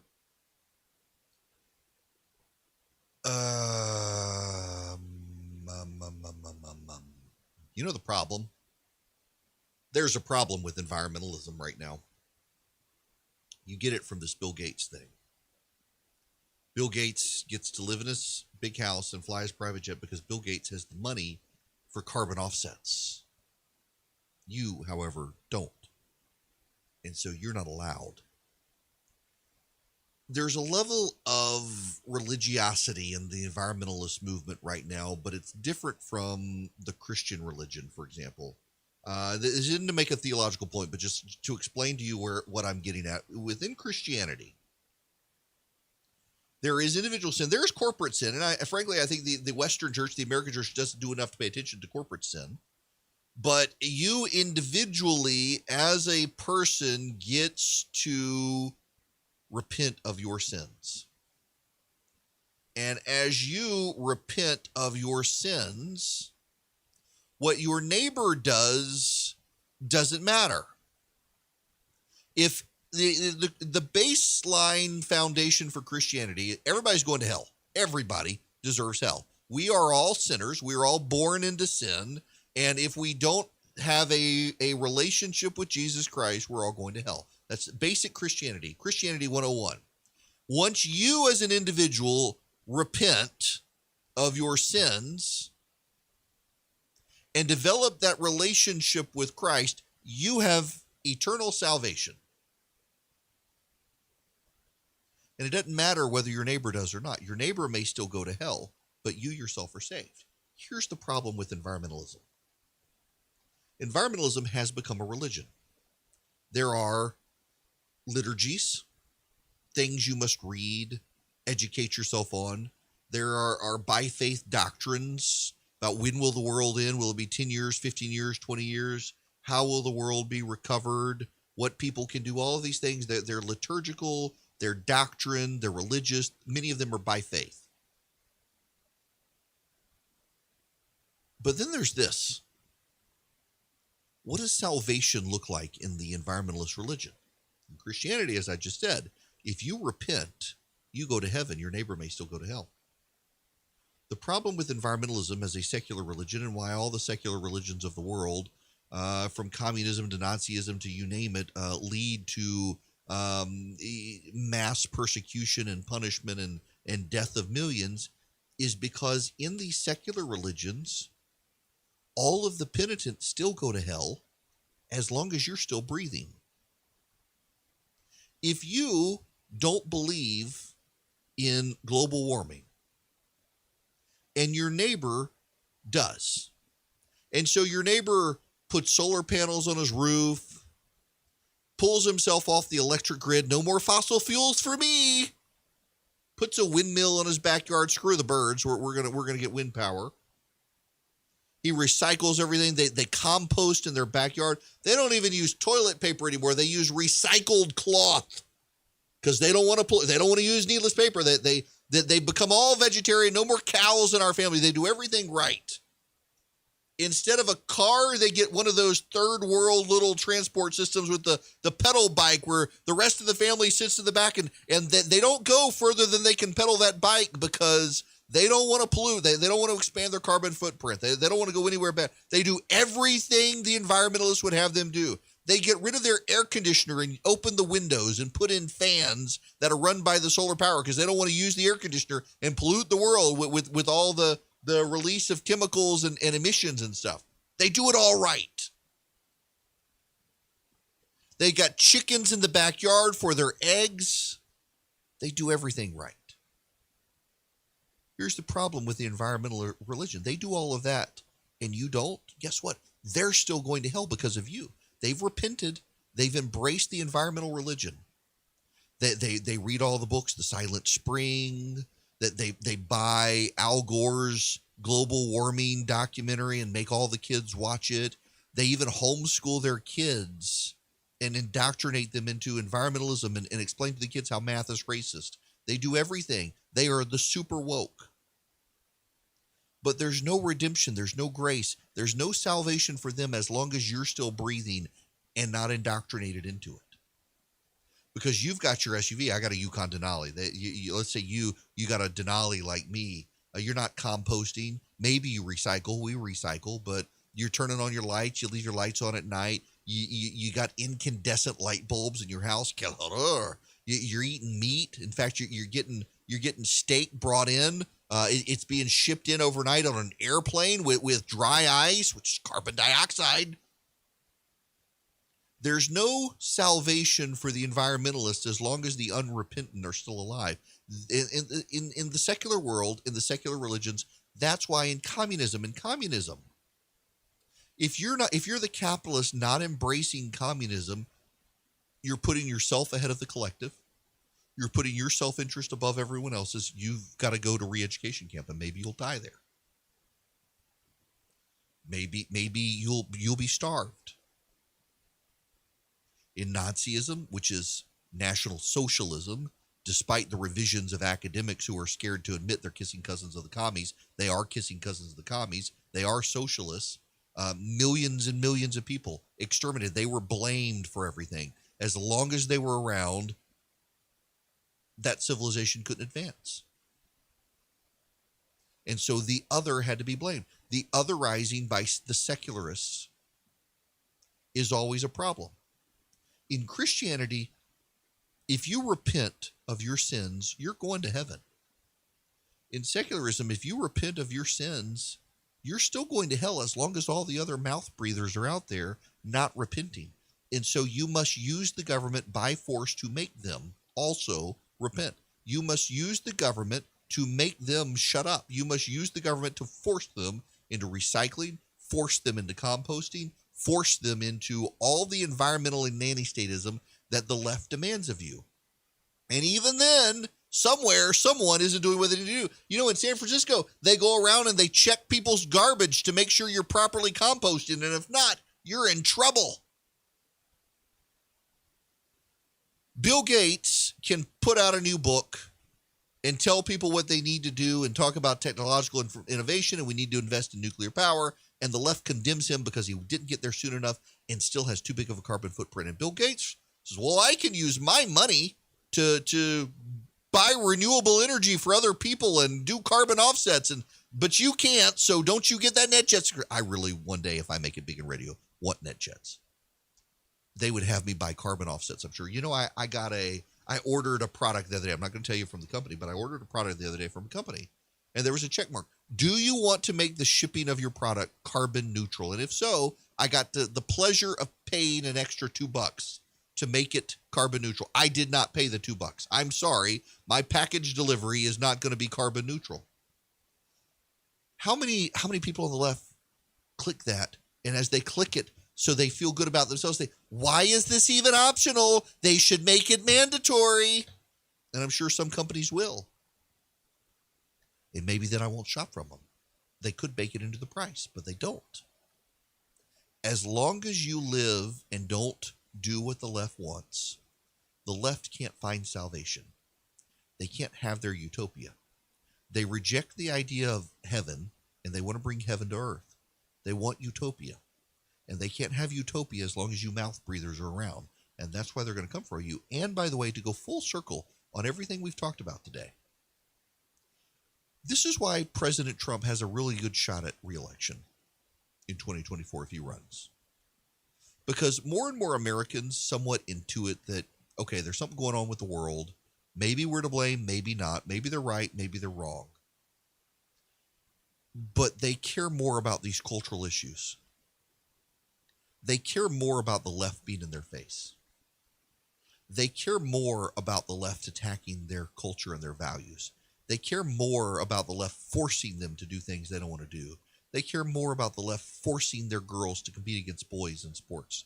They care more about their kids not getting a good education because the left is so much more involved in the idea that math is racist than math is math.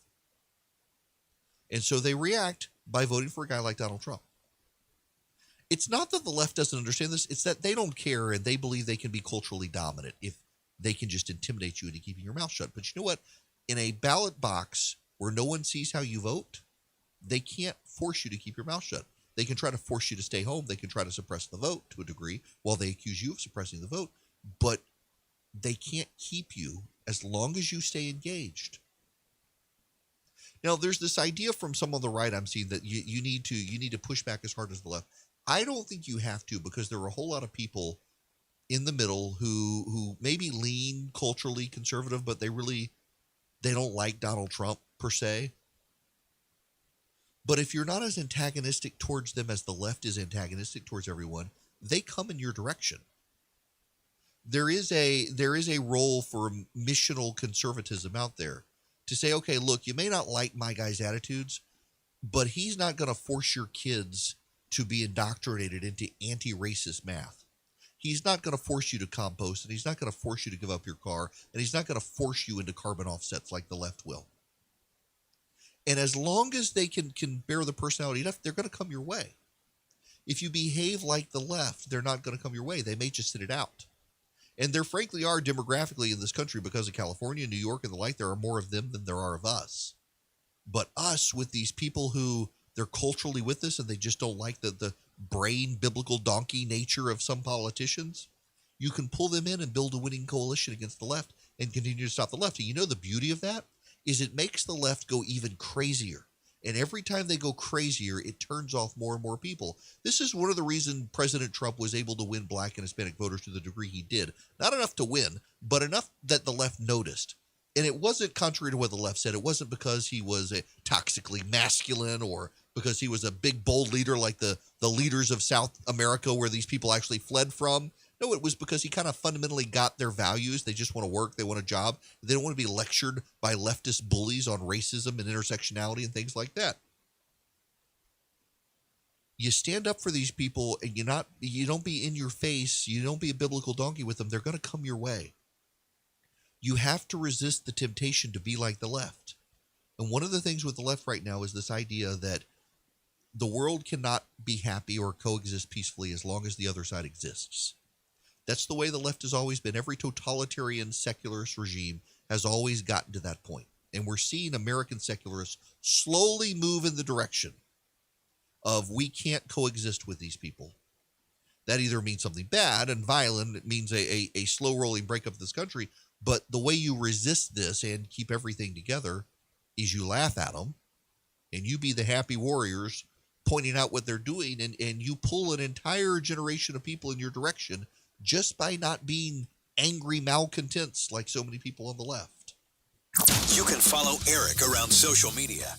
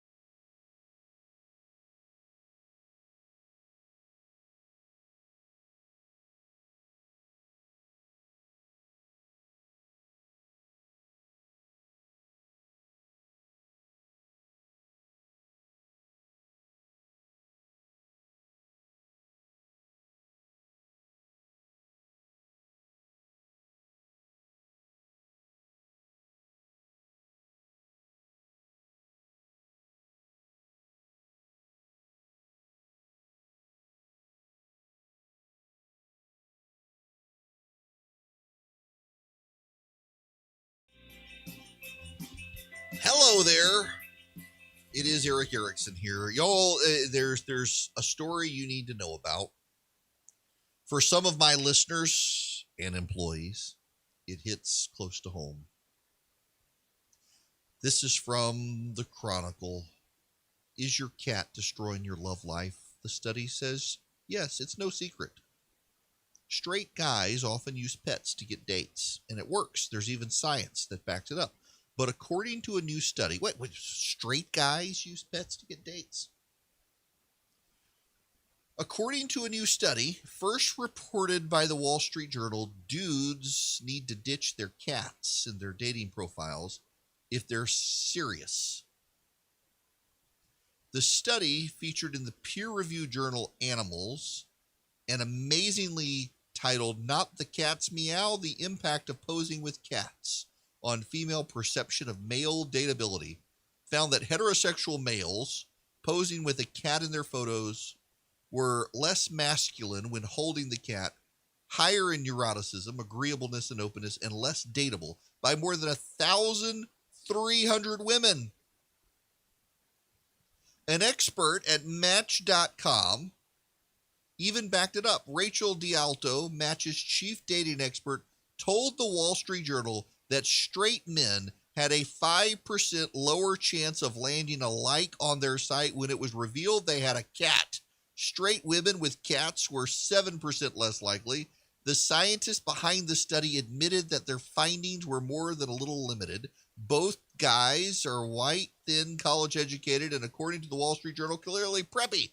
They plan to do a broader study representing a more globalized skin tone in the future.